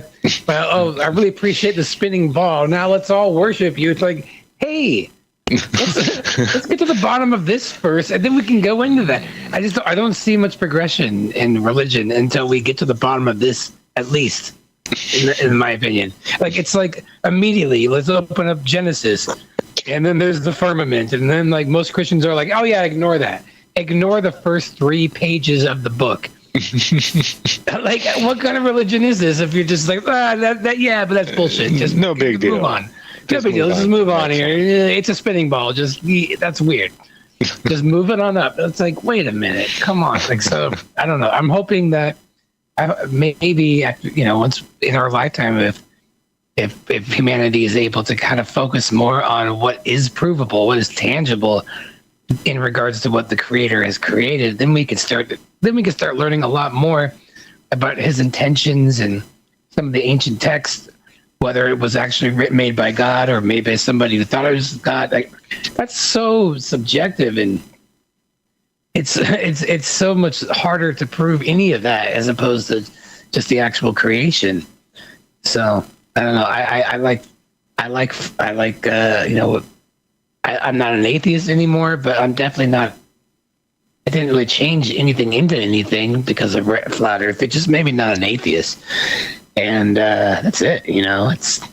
I really want to know what the hell the shape of this world is specifically, literally. I want to know what it is.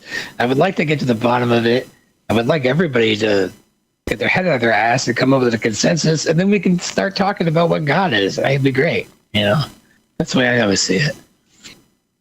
One of these days. Yeah, one of these days in our lifetime, we're gonna see Christ come down. They say, and yeah. Do you believe that?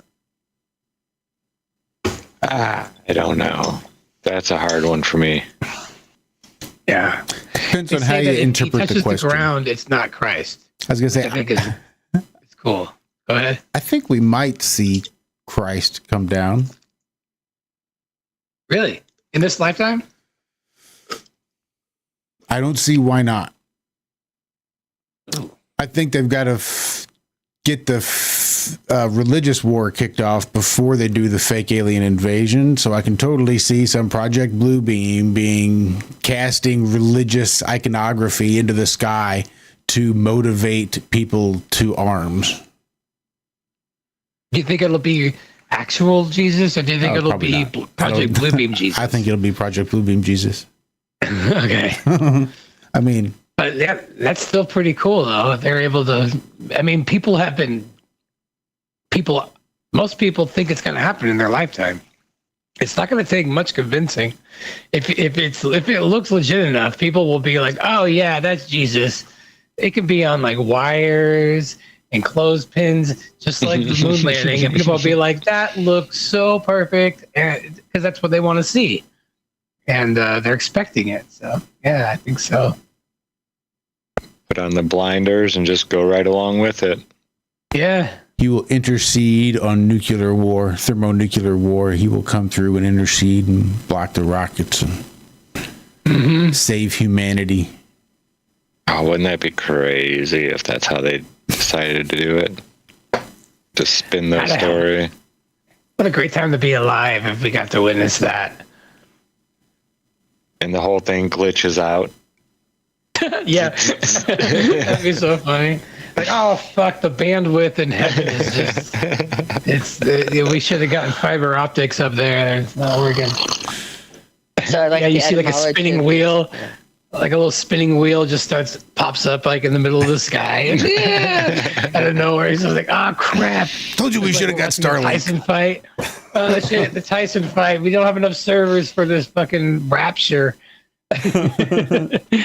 So, talk about Christ coming down. And Christ, when you take the etymology of it, it means the anointed one. Right. Now, if you look up anoint, it means smearing with oil. So, Christ coming down is smeared with oil coming down. The one smeared with oil coming down. Anointy. Just something to think about again when you start doing concordance and looking at the root meanings of everything and like, what does that mean? Yeah.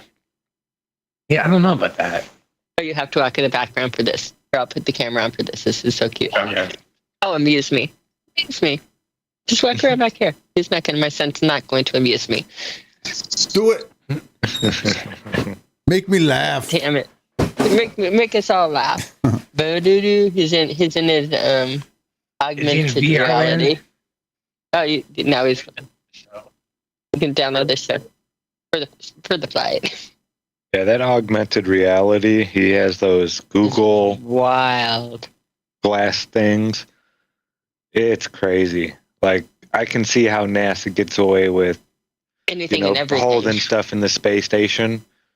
Like, there's a butterfly flying around. I have the goggles on, and it's like flying around right here in front of me. I put my finger out, and it comes and lands on my finger.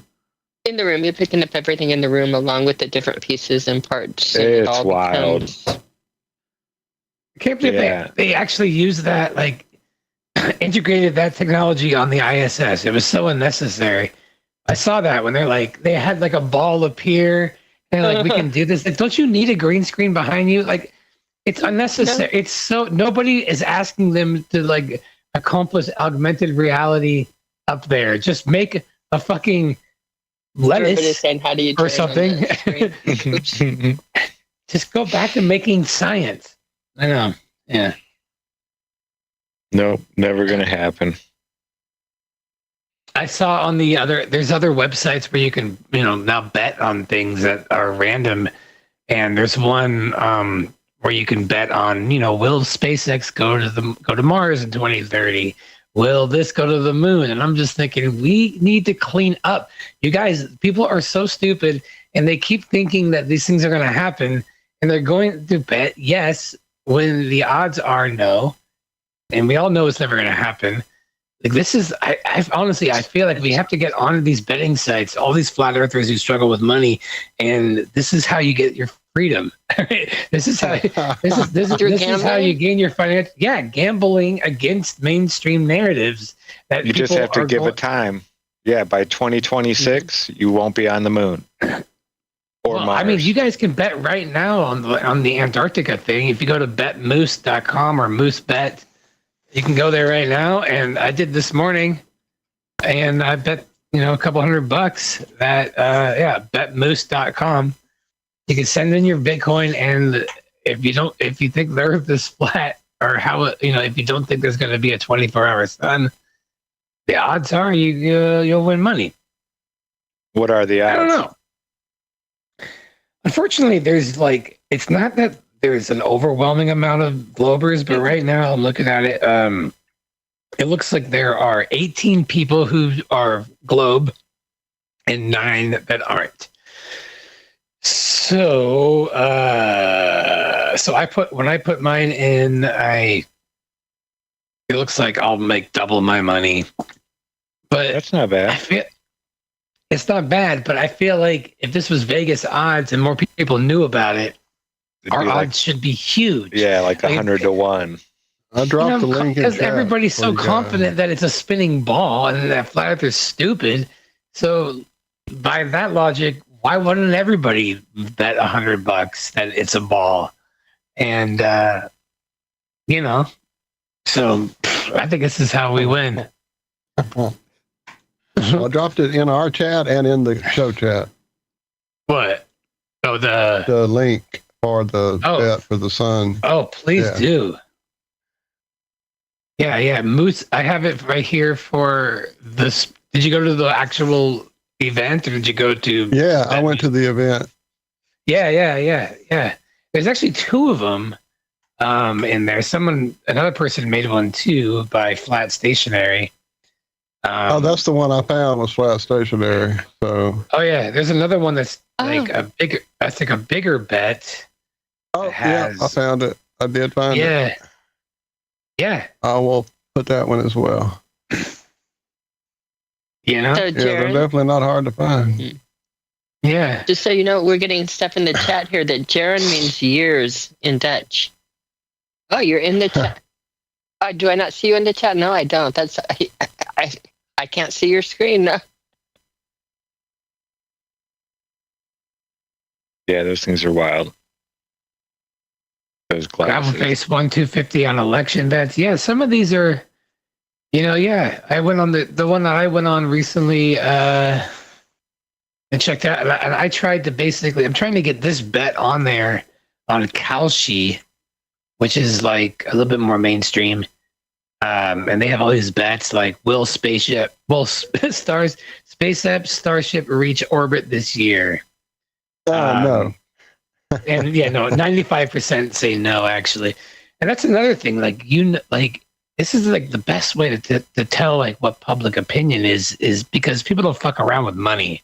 Yeah. You know what I mean? We could sit around all day and be like, I want this. I believe that Biden's going to win. Oh yeah? Are you going to put money on it? No, I'm not going to put money on that. People are way more real when money is involved about what they're going to put their money on. They don't fuck around. NASA lands on the moon, 2% chance on that one. And so luckily, I mean, most people do not buy it. Honestly, I'm looking on here. Most people are not buying any of this shit. Well, is that a time frame thing? Yeah. If it's November 22nd and the bet is that NASA lands on the moon by the end of the year, the odds are no, that ain't going to happen. Like if they're not already got something planned and on the fucking launch pad, they're probably not going to hit the moon before the end of the year. It says that with the goal setting their first woman to the and next man to the moon by mid 2020s. So that one doesn't have, that one's a little bit more open-ended, but there is Starship manned mission to Mars launched before 2030. And right now there's 23% that say yes. Mission to Mars. So Manned mission to Mars. We haven't even gone to the moon. There's like a legitimate amount of people who think yes. I mean, we have to wait till 2030. But and then what? What if they put out a video that says, "Look, we went to fucking Mars. We sent a manned mission to Mars." Then what? Like, all right, the thing. well, fuck. That's the thing. What This do we jackass just won my money for green screen. Exactly. It all depends on what people deem as proof. This is kind of a new thing, Kalshi, and there's like Poly Market, which is similar. So because of the election, like it opened up all these marketplaces where you can bet on anything. So I'm hoping that actually makes truth more of a growing thing, because once people start, talking with their, like, betting with their money, and they're not full of shit, it's, people seem to be more real when their money's involved. Oh yeah, it doesn't matter what your favorite team is when money is involved. Right, exactly. You will bet against your home team because you're like, I'm not going to lose money. Oh, they're going to get their ass kicked. I'm exactly. So now I'll root for them, but they're going to get their asses kicked. All that emotional attachment you have to whatever your thing is, all that stuff goes out the window if you're thinking like, shit, I need to mix. So there's a lot of truth to that, I think. So hopefully, that does something. Yeah, I've never gambled like that, bet on games or any. I used to be good at picking them. I even picked the Final Four in the newspaper. They had a thing you sent in. You'd fill it out. And if you got all the Final Four, they'd send you a jersey in the mail. Mm-hmm. And I actually won. I got that thing one year. But I was good at picking games. Good. Watching the sports ball and all that kind of stuff. Knowing you the knew players. How to pick them? Yeah. At least the college games. I didn't watch the pro so much, but college basketball was real. He was a savant. He was like a Rain Man for college basketball. How would you pick them? How would you know? It was mostly by the coaching, and then you would find, those certain players that were just, already should have been playing pro ball. You could tell they were that much better than everybody else. You get one of those guys along with a really good coach. Yeah. Like back in the day, it was like Kansas, UConn, Duke. There was like certain teams you just knew, as long as they weren't playing each other, that they were going to get real close to the Final Four. They were going to get way down there. Yeah, it was just a gimme. And it was because of coaching. That's what it all came down to. Do you have any sports bets for the future here that I should put all my money on? No, I don't do sports ball anymore. I have no idea about any of that stuff. Because I trust you, and I'm willing to put all my money on whatever the hell you tell me. I'll do it. Like, you sound legit. I'm down. What's up? The Super Bowl. There's only one I see on this bet moose, and it's basically I can't watch the Super Bowl. I can't do it. I won't do it. It's not worth it. That would be my one law. Get rid of the Super Bowl. The NFL wins every fucking time. Right. You could bet on like the highest temperature in Denver today. Like shit like that. Will That's gas crazy. prices go up? How high will Dogecoin go up? Oh my god. Yeah, Top song. Not much of a gambler. I liked playing poker. I didn't consider that so much as gambling, though. That was more reading sport. People. Yeah. Right. Yeah. And when you knew you had it, trying to piss them off so they'd go all in with you. Right. Or just like acting like,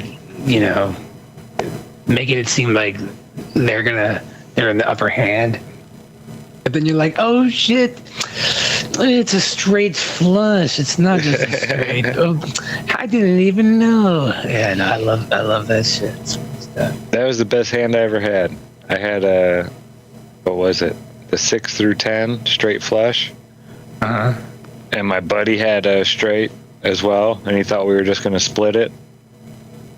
So he went all in with me, and I knocked everybody out and took it with that one. Nice. That's a good moment.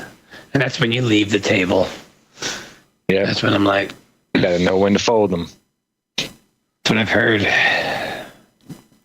It's real good advice if you want to die alone on a train. I do. That's my plan. Dude. Oh, that's great. Drinking somebody else's whiskey. On this show, let me ask you, is this how it usually goes? We just kind of just spitballing ideas and just pretty chill stuff. It. You are there. Yeah. All right. Friday night like show. it. We start when it starts and then when it ends and whatever goes in between. Liz, sad note on Liz. She just finished her last cigarette from America. Uh-oh. Dun, dun, dun. We made her menthol cigarettes here with menthol tobacco, which they do not have in Europe. So she had just what was in her pack left. And from Platttoberfest, she brought 20 back with her, and she just finished. It's time for. Are they illegal there? To come back. They are. So therefore, Liz Miss come. She was an outlaw. Did nobody tell her that if you put a menthol cigarette in a regular pack of cigarettes, it makes all the cigarettes taste like menthol? It does. It truly does. One, we should have told you that, Liz, had you separated them and put them in the other packs. But they do You can buy those not little quite as strong, but they do. You can buy those little like beads, right? And just put them in the filter, and then it turns it into one, right? I don't think I doubt they'll be legal in Europe because they have all the menthol illegal. Why is it illegal?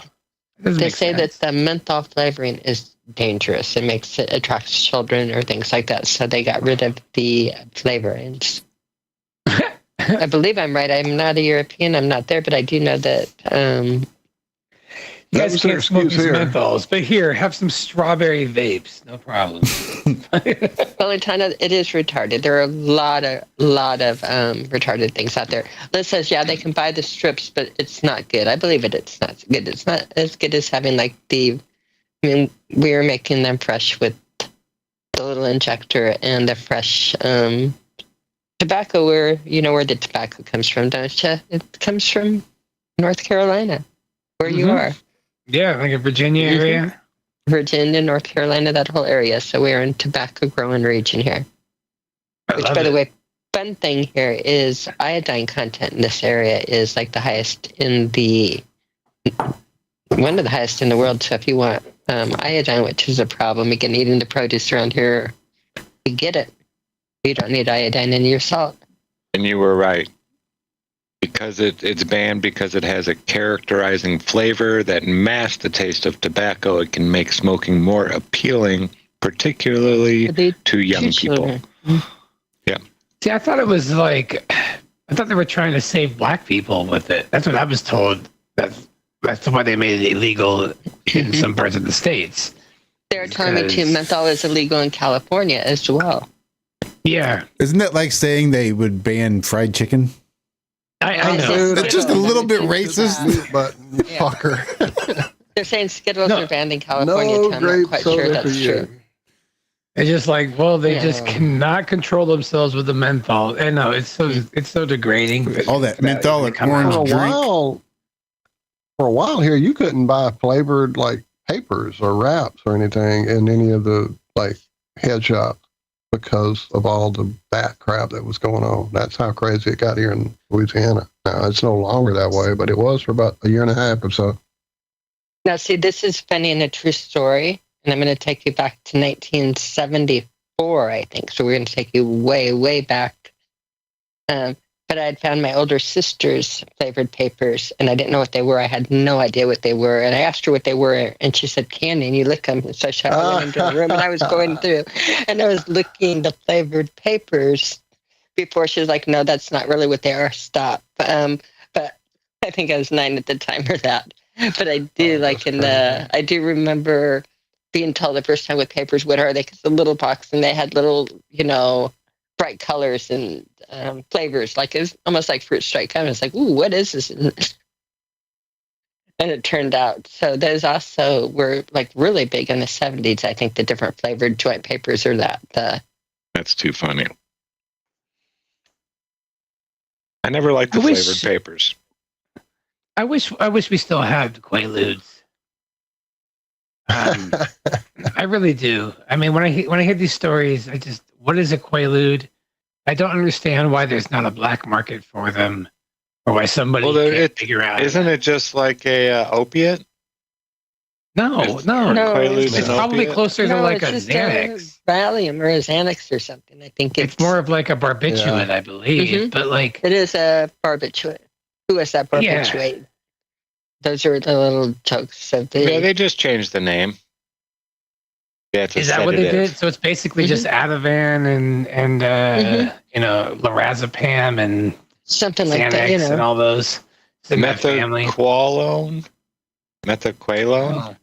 an antihistamine combination, was sold as a sedative drug, Mandrax, in Europe. Now part of blah, blah, blah, blah. It was the sixth best-selling sedative in the U.S., where it was legal under the brand name Quaalude. No. Disco biscuits, baby. Ativan in the 90s, they really tried to. I was going through a terrible time where I was losing my father and I was losing my sister. And they really tried to get our entire family hooked on antidepressants. And they managed with every single one of them but me, who's still over 25 years later, are still taking their prescriptions just up-dosed and everything. And that's when I watched it happen. And that's where even on the different things, because I had trouble when they tried to put me on the different antidepressants. And Ativan was the worst. I remember my best friend, they tried Ativan because I was sad and working, and this will help you get through it. And it didn't. It removed my filter. It made me mean. It made me crabby mean. And like my best friend at the time says, you need to put this on your allergy. And when they asked what the reaction is, just write bitch. You're like a total bitch. Just say no. This does not. It's not relaxing you. It's not making it nice. It's no. Stay away. Yeah. But like try different things. I didn't tolerate, and I stayed clear. And they just wanted to try one thing after another. And it's like, my dad is dying. My sister is dying. Neither one of them is going to come home. And it's sad. I don't need to be happy. Right. No, that's a time when you want to feel all that because you're supposed to. Yeah, I think even though it's uncomfortable, pains are here for us to feel.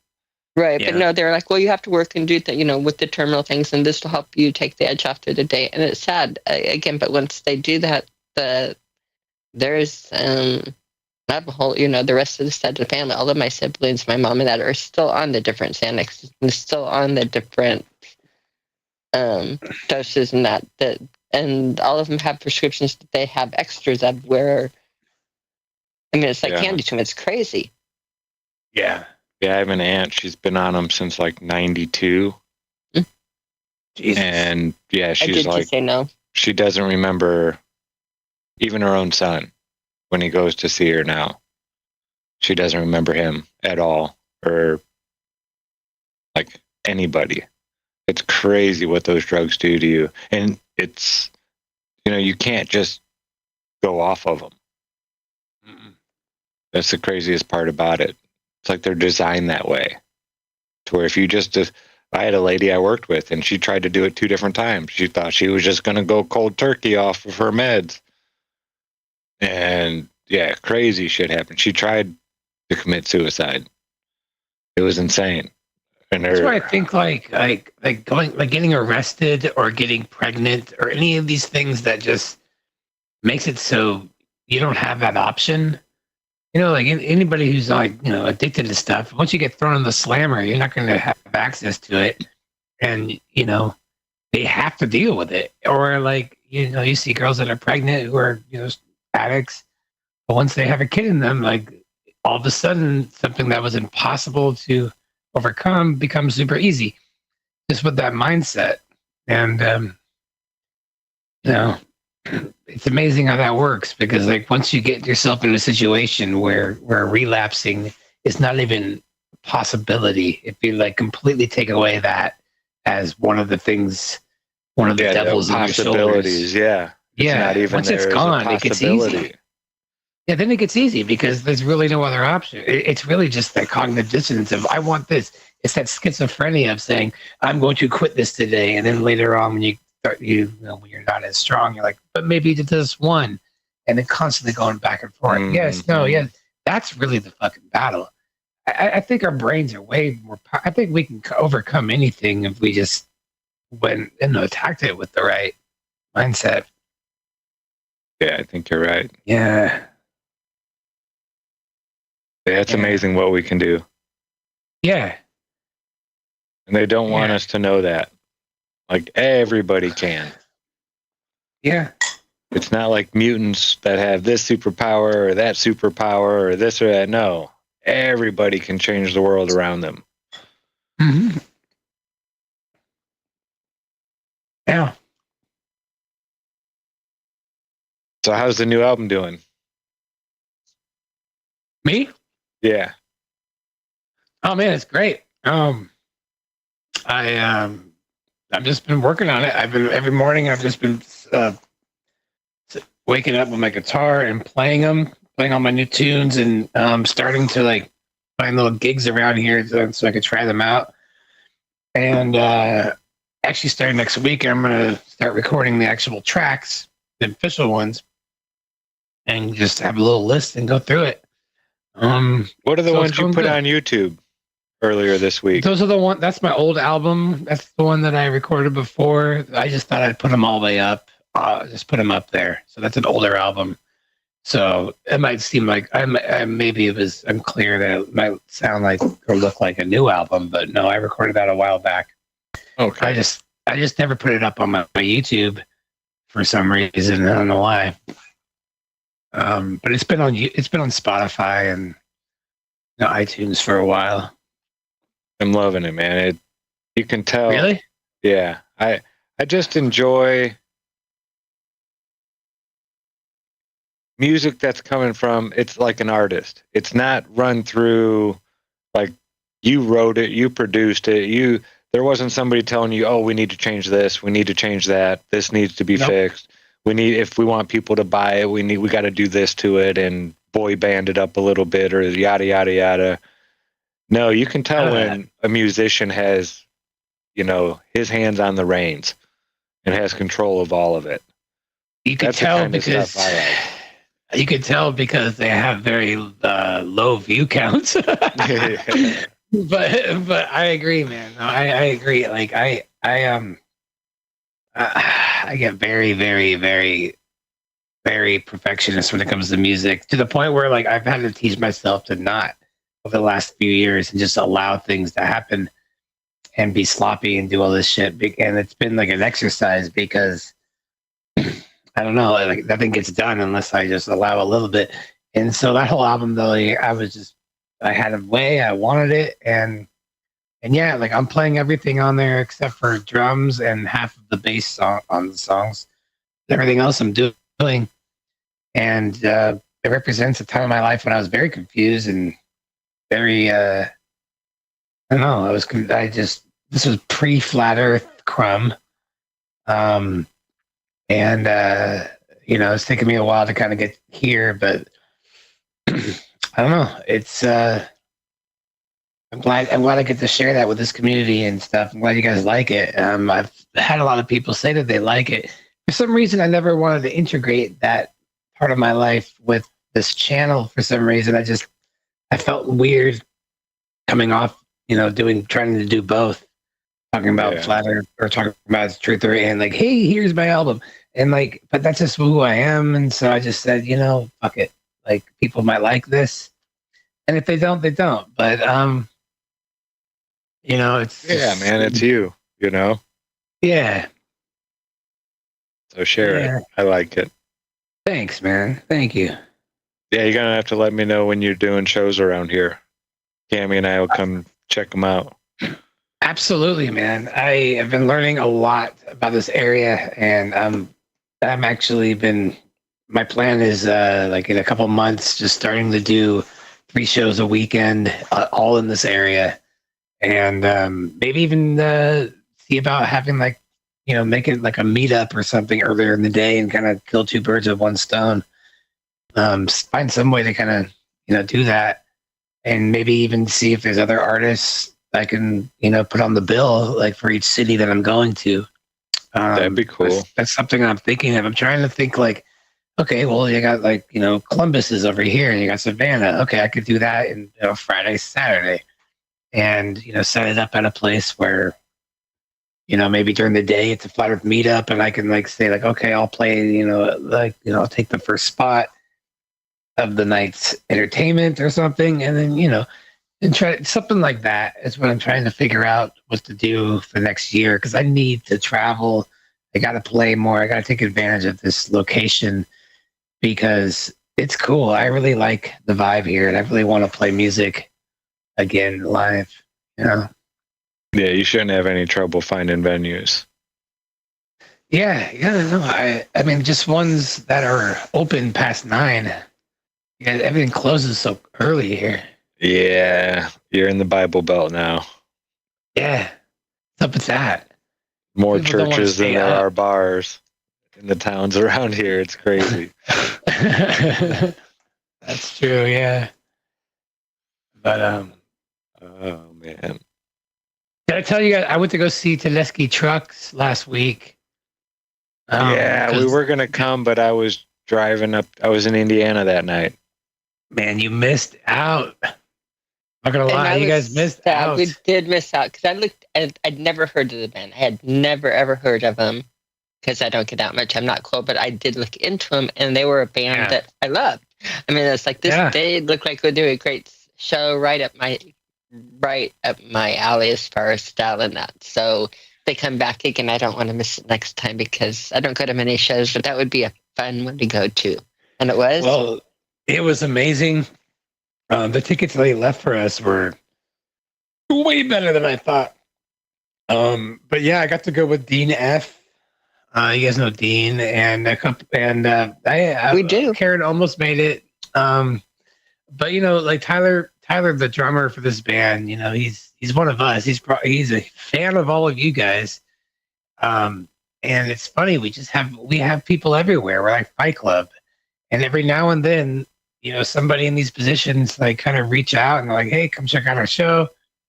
Playing here, it's funny. It's just not everybody is as comfortable being as vocal, but we're everywhere. And it's to someone like that was an amazing show. And I felt like, oh, wow, this is, I'm not worthy. But, in his perspective, he has the same kind of view on people like you guys that talk about this stuff. And, it's cool. I'll be happy to wear like the biggest, boldest flat earther sweatshirt, and I have them. I have, I of course have the ones Karen have from Stepan Carpenter that say flat earther, big bold in front. So I'll be happy to advertise the flat earth thing. It is fun to go around the neighborhood and into the different shops wearing the flat earther merchandise because you find out that you meet a lot of people that are flat earthers that have never been on YouTube or didn't know that, and there are a lot of organic groups here, people that have the farms and that, and actually live the life instead of, they walk the walk instead of,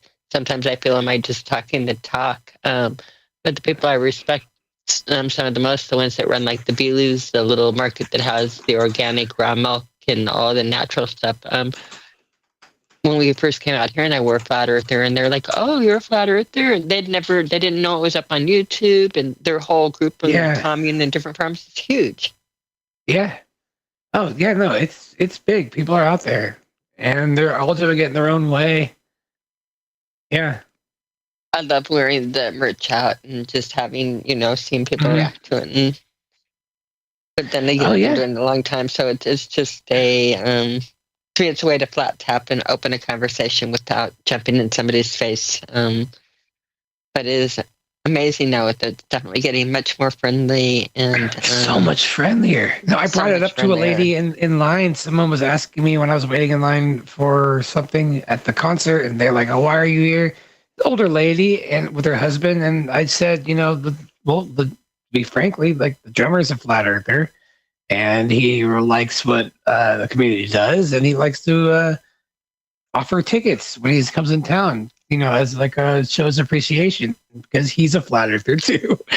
And I was expecting, I was just being honest. She asked, I'm not gonna like make something up. So I Right. said, but I expected, a response to the liking of that's so stupid. But maybe I'm just traumatized from like the 2017, 2018 years where it was just, Yeah, I think we all are, man. we all Well, are. and a I lot just of it is expect you're that. traumatized from that, and again, if any of us have like fought smacked around, you put yourself out there in a hospital, but you can also just put yourself out there again, just wearing the gear and that, and just you'll get some pushback on it, but not as much as when you're in people's faces. Not And like again, we you'll were get used people to. walking up and interested and intrigued with it. So That's all I got. It was questions, and also like the way I came off, the way I come off now is so much more unhinged.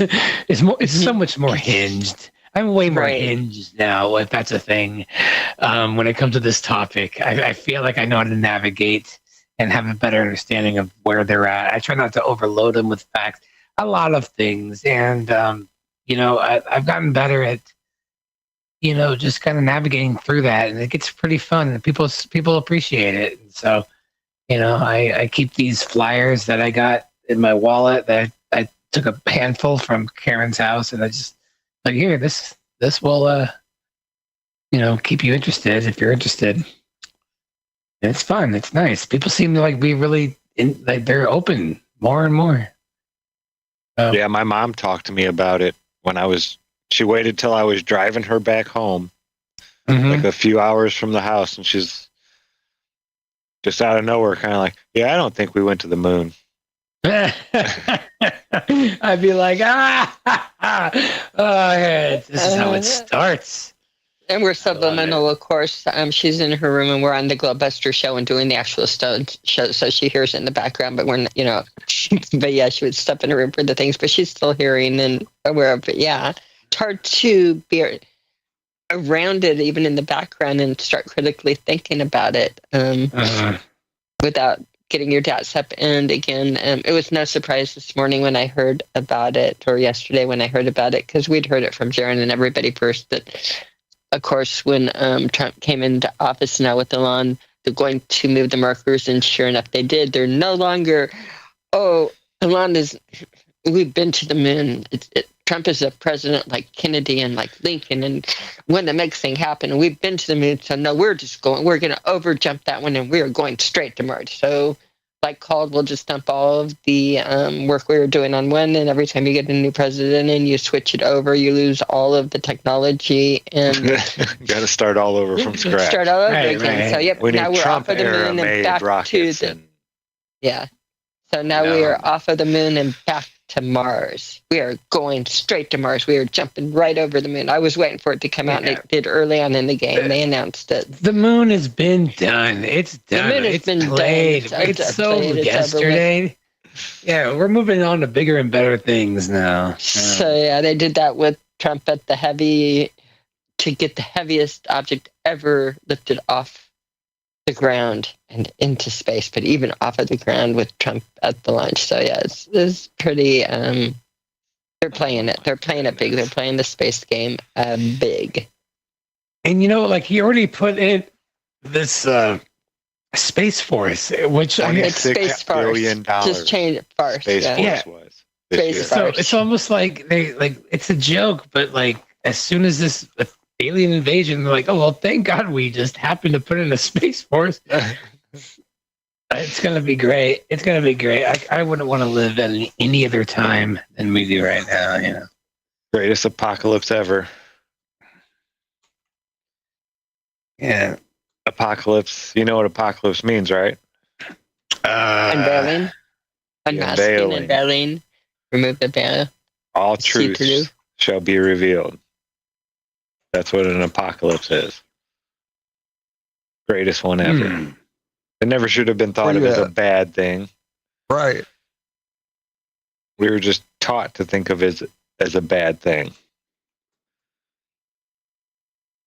They don't want other secrets it's a good coming thing. out. I mean, that's what Pluto and Aquarius is all about, is exposing the shit and getting ready for a higher, higher consciousness. Like we're Capricorn was like the transfer, like death and transformation of a lot of things, like money, like Capricorn's money based, or like transforming, like who's in charge, like bosses.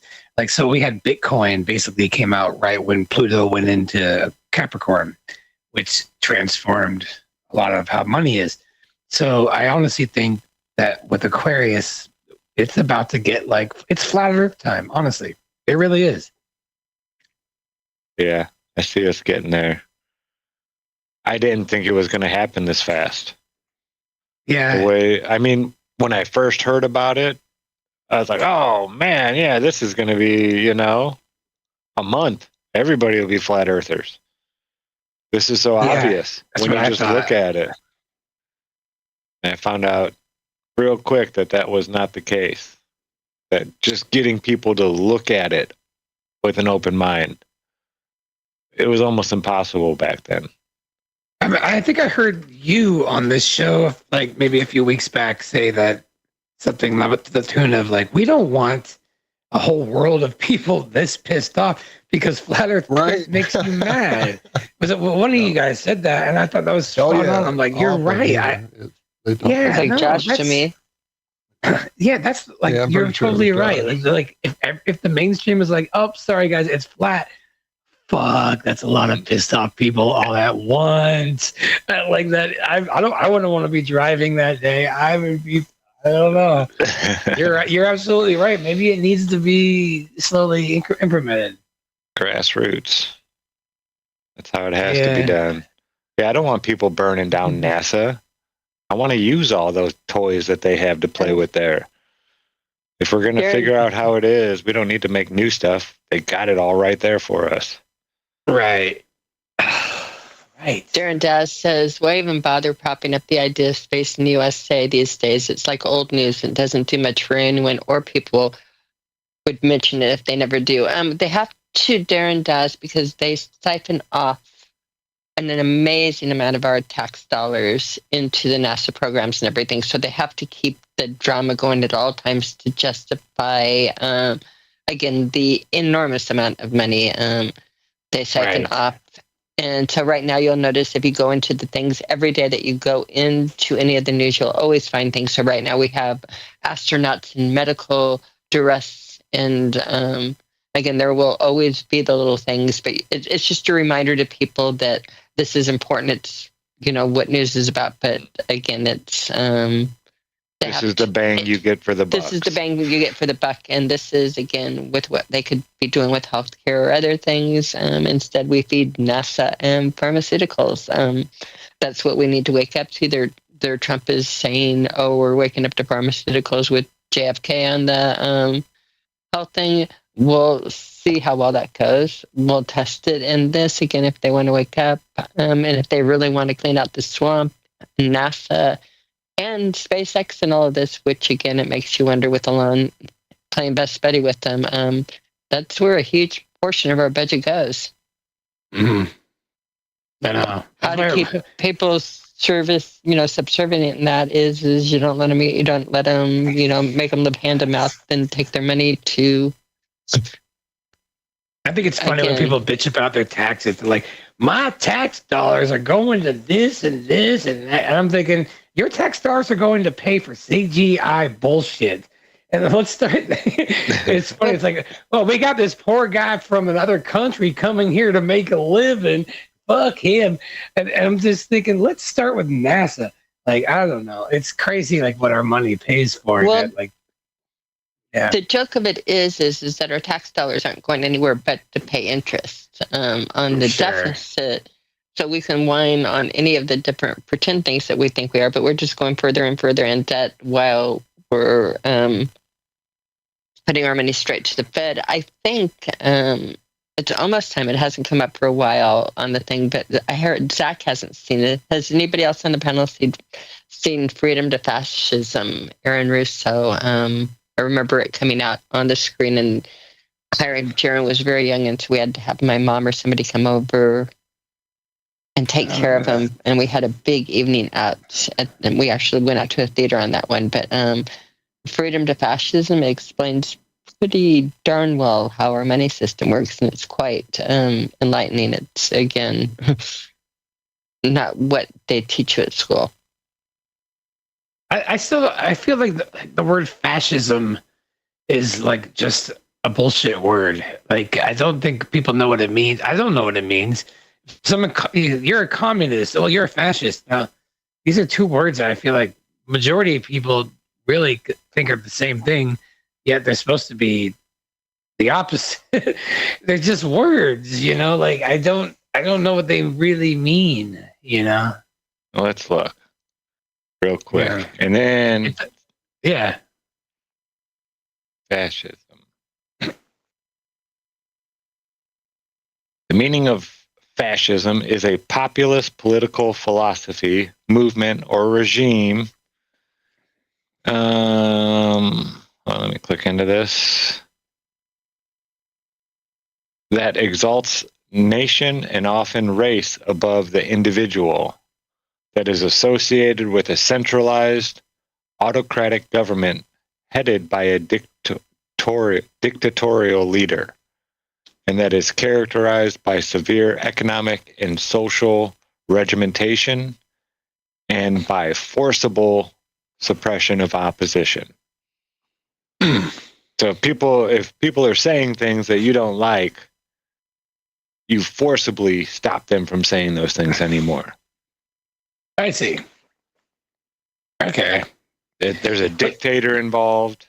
You know, it's ruled by pretty much one person. And then everything's based on a central government type I thought fascism was like all corporations running the land, though. Like communism is like extreme. Well, no, the government government takes control of the corporations. It's ways they control it, and they siphon all of the money out of the people, and again do the redistribution. It's rather cruel. And that if you watch the Freedom to Fascism movie, I'm gonna check it out. Yeah, documentary, definitely worth watching. You'll understand. You'll probably be able to articulate better than I again why it really is appropriate. And then communism, a system in which goods are owned in common and are available to all as needed. I mean, communism on paper is utopian. I mean, on paper it sounds, oh, it's lovely. Everybody put in, everybody share nicely. It just, again, these things don't work in practice. I know growing up, communism was treated like a dirty word, and it would have been like better for me just to explain it like it's a utopian idea that doesn't work in reality instead of a evil concept. Because the concept is not, the concept is not evil. It's the result of it that's evil, because power corrupts, and absolute power absolutely corrupts. Yeah. And thing about communism is again, it gets put in the thing to redistribute, and so generally not redistributed all that fairly is. Yeah, but that definition of the definition of fascism like better represents what I feel like I was taught what communism is. Exactly. We were taught communism is like this evil, like a fascism or a dictatorship, or that when in reality, if you were to look at it, well, that's how it always ends up. Utopia means nowhere, can't happen, isn't possible. Well, you know what? Then that's a good definition of utopia, because it really, in reality, it's a neat thought idea. That's the thing, though. Communism always ends up as a fascist state. Right. You know, it starts with this ideology and works this way there, but we're also starting with our, It's a too good to be true concept that usually has an agenda, and that turns into something evil. But weren't you But is anybody else in America? I mean, we aren't taught it as anything. We aren't taught it as anything but like a dictator, evil.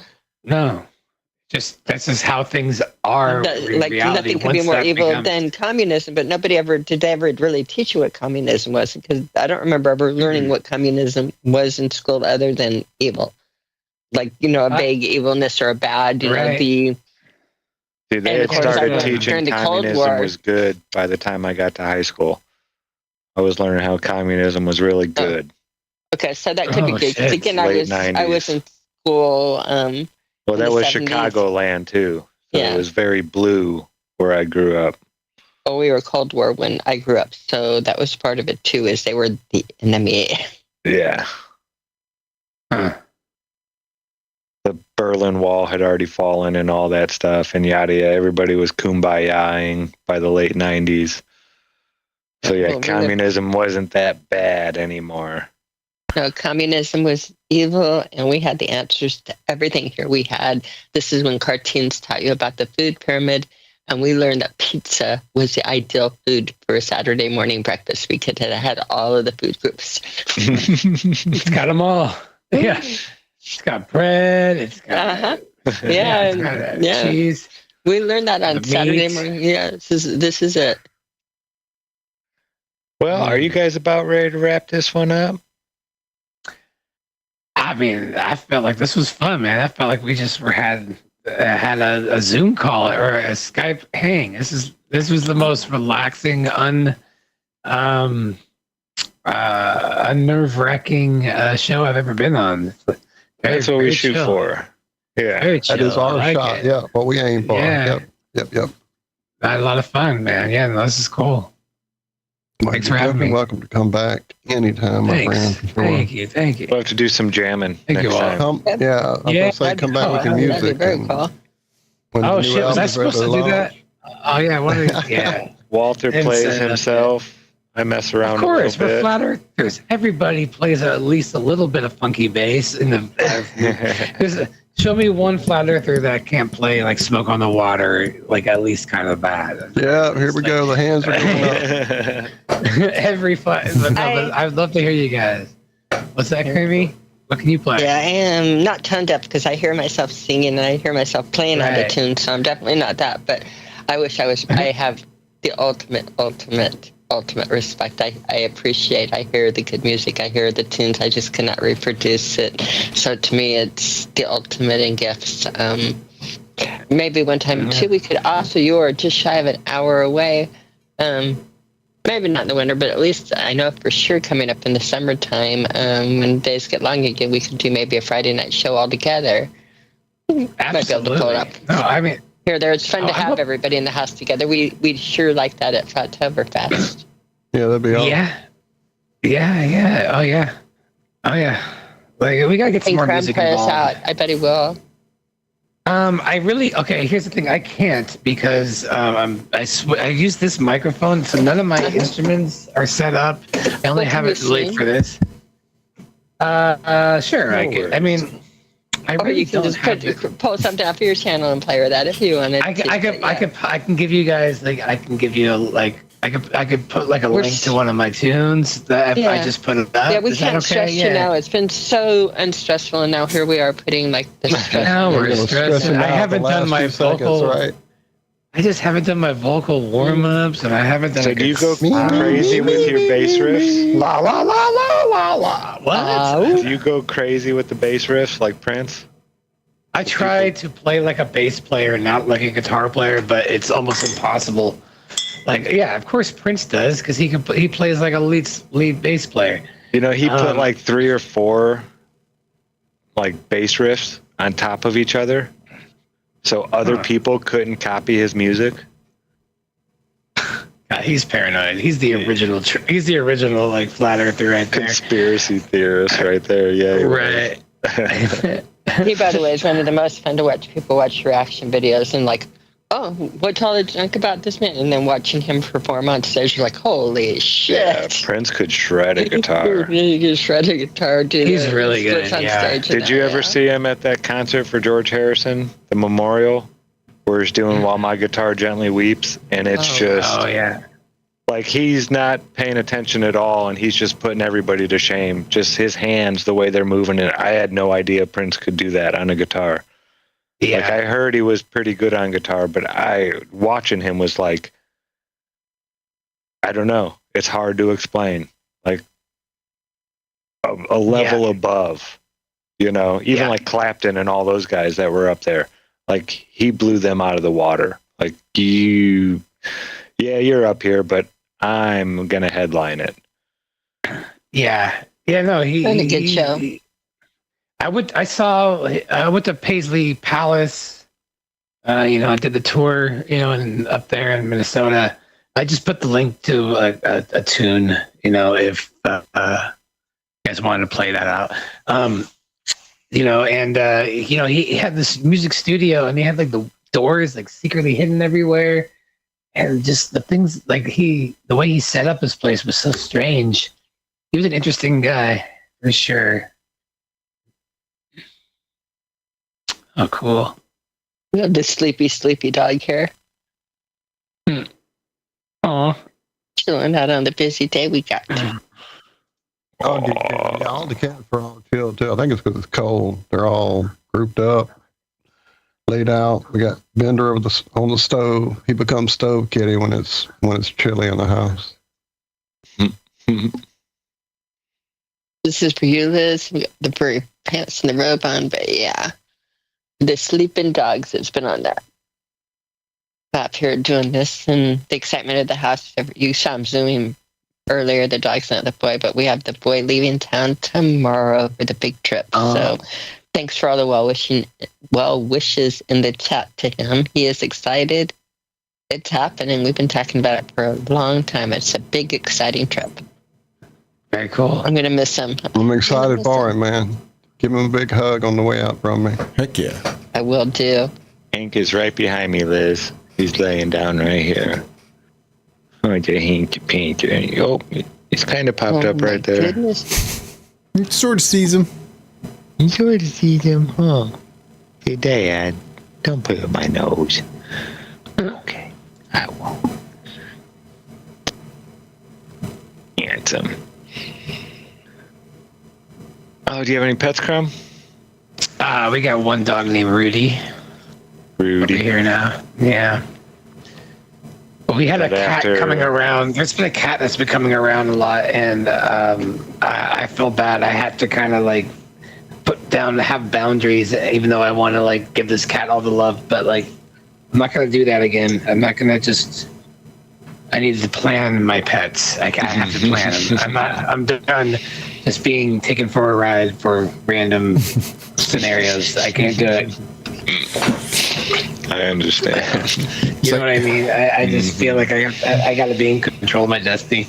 So I had to be kind of like, this cat, no, you can't be here. But it's the cutest cat.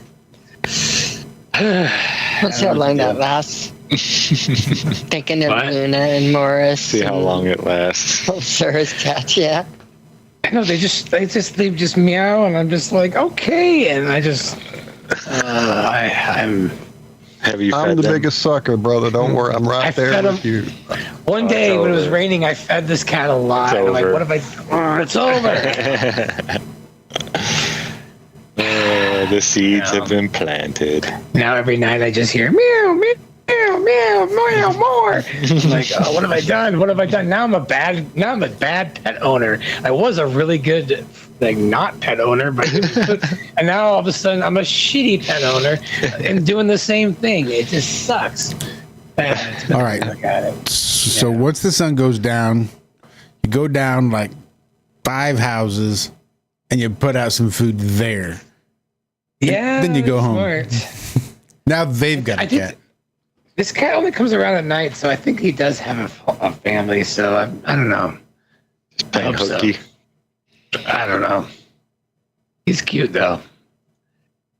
But yeah, cats have a range. They'll get around. Yeah, I know. They play that meow so well. I just found out. They know the right tone, right pitch. Yep. I just found out if I whistle for like 30 seconds, our dog Rudy will howl every time. We've never gotten the howl, so if we just go, eventually he just goes, doesn't know what to do. He's trying to play along and goes, ow! And he does it every time. I'm like, wow. Every time. And I don't know the significance of it, but we just discovered that with Rudy, and that's pretty cool. You guys want to try that out? Our dogs sing on demand here. We'll have to do it for you. Oh, yeah? And like anything, they are really, really, really loud and really bad. I love it. He's a soprano. This is a soprano right here. Her soprano off tune. Yeah. What a cutie. And by soprano, she means like Tony. Right. Yeah. Right, like a gangster, a mobster from... We'll have to get Hank in here too. Do this too. We are you going to do this to him? Because they're like really bad. They're really obnoxious. All right, monkeys. Oh, he's going to Perform. do this on the way out. This is so wrong. All right, we got everybody up here. Are you ready? Come on, man. Let's do it. Yeah. Oh.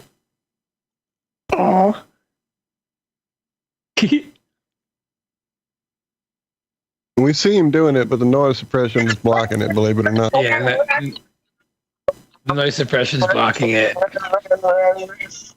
Really? Oh, I hear it. I hear him. Oh my goodness, that was so handsome. Oh, you're not done yet? Didn't hear as loud as I know, he was which quiet. is good. He was quiet and like That squeaky. was beautiful, you guys. That was so handsome. Oh But my yeah, they'll go in. goodness. You can go rah rah rah, and they're like, yeah, they'll sing along. They like sing time a lot. Now they want treats. They think they should be rewarded for this stuff. But yeah, dogs singing. Well, we all do their music. Good amusement. Very good amusement. Yeah, they love to sing. They do. That was beautiful, boys. Thank you. Serenading us so sweetly. That's right. Oh So my Crumb didn't get to sing, goodness. but Hank did. And Hank was good. Hank was Hank good. You heard the squeaking, didn't you? You heard some squeaking in the background. Crumb, anybody ever tell you give off like Jeremy Renner vibes? I don't know who that is. I'd give it a quick Look it Google. up. You'd recognize him probably. Jeremy Renner? Yeah. Oh, that guy. Oh, actually, a couple times. Yeah, I have heard that. I've gotten that before. Yeah, like the Put Locker guy or the Hurt Locker. Hurt Locker. What is it? Hurt Locker. Yeah. Him and who's that guy from Adaptation? And what's that guy's name? He played Professor X as a kid. What's that actor's name? Oh, I could see that Did too. who? Young Professor X. His name was like Pre-wheelchair. where is he? I forget his name. What's that guy's name? I can't think of it. You're saying But, Hawkeye and the Avengers? I have no idea. I'm reading that. No, chat. I don't know any of these people, right? he was McAvoy? like McAvoy. Yeah, that guy. I've gotten that guy before, and I've gotten the guy from Shameless, that kid, like the smart one of the sons. That's also in that movie, The Bear, I think. the That bear. actor. Yep. You know what I'm talking about? I've gotten that. I get Brad Pitt and, Tom Cruise all the time. I mean, my God. I know. Nothing like that. No, that's funny, though. I don't know. Mostly just sound like Steve-O. Mostly. Like, my voice doesn't really match my face or something. Most people are kind of confused when they... got the Steve-O. I don't know what it is. Well, you can We were sing talking with and- it really well, man. Thanks, man. You Yeah. can tell it comes from, the soul. It doesn't matter what it sounds like. You can tell that you're singing with your heart. Oh, yeah. And it makes, yeah. Oh, that's the only way to do it. Yeah, very Tom Waits influence as well. Just really, beyond the point of saving your vocal cords for the sake of art kind of mindset, I guess. Well, keep it up, man. You do it well. Thanks, man. Thanks. Yeah, that's a lot of fun. The song that I put in here that I would hope to put on is called Insane. And it's kind of a song about enjoying, if going insane means, seeing what, is true to yourself, then I'm looking forward to it. And and that's okay by me. So it's not a bad thing. Nice. Awesome. Yeah. Well, thanks for coming to hang out tonight. We really appreciate it. Hey, man, I appreciate it as well. I would cover it again. Yeah, we'll need a part 2. For sure. Yeah, man, absolutely, man. I need to get back into it, and maybe I can reach out to some of you guys to join on the Gravy Brunch soon. Maybe this next year, if you guys would be interested. Absolutely. I'd love to have every one of you guys on here to do the same thing, so that'd be cool, yeah. Thank you. Thank you. And thanks everybody in chat for hanging out with us tonight, and everybody who catches this live, or if you weren't hanging out in chat for whatever reason, but we're giving this a listen. Much appreciated. Love all you guys. All right. Fun with Venison album. Right on. We're going to play Insane. Good night, everybody. See y'all next week. Good night, everybody. This is Love y'all. Thanks, guys. Sleight of hand that twists the knife, falling over like a chainsaw. You can touch it if you like, with the distant memories, like a bird that's flying away. It's soaring through the Andes, crashing down against the rain. Well, it's almost over, and it's coming in trains. I'm looking forward to going insane. You can check my papers, you can pick my brain, 'cause they're going nowhere when you're going insane. Falling over like a log, hallucinating moment. We've abandoned them all, like a storyline of love. Storyline of love. By Henry D. Thoreau. We cannot conceive of miracles, actuated by a moon. Well, it's almost over, and it's coming in trains. I'm looking forward to going insane. And you can check my papers, and you can pick my brain, 'cause they're going nowhere when you're going insane.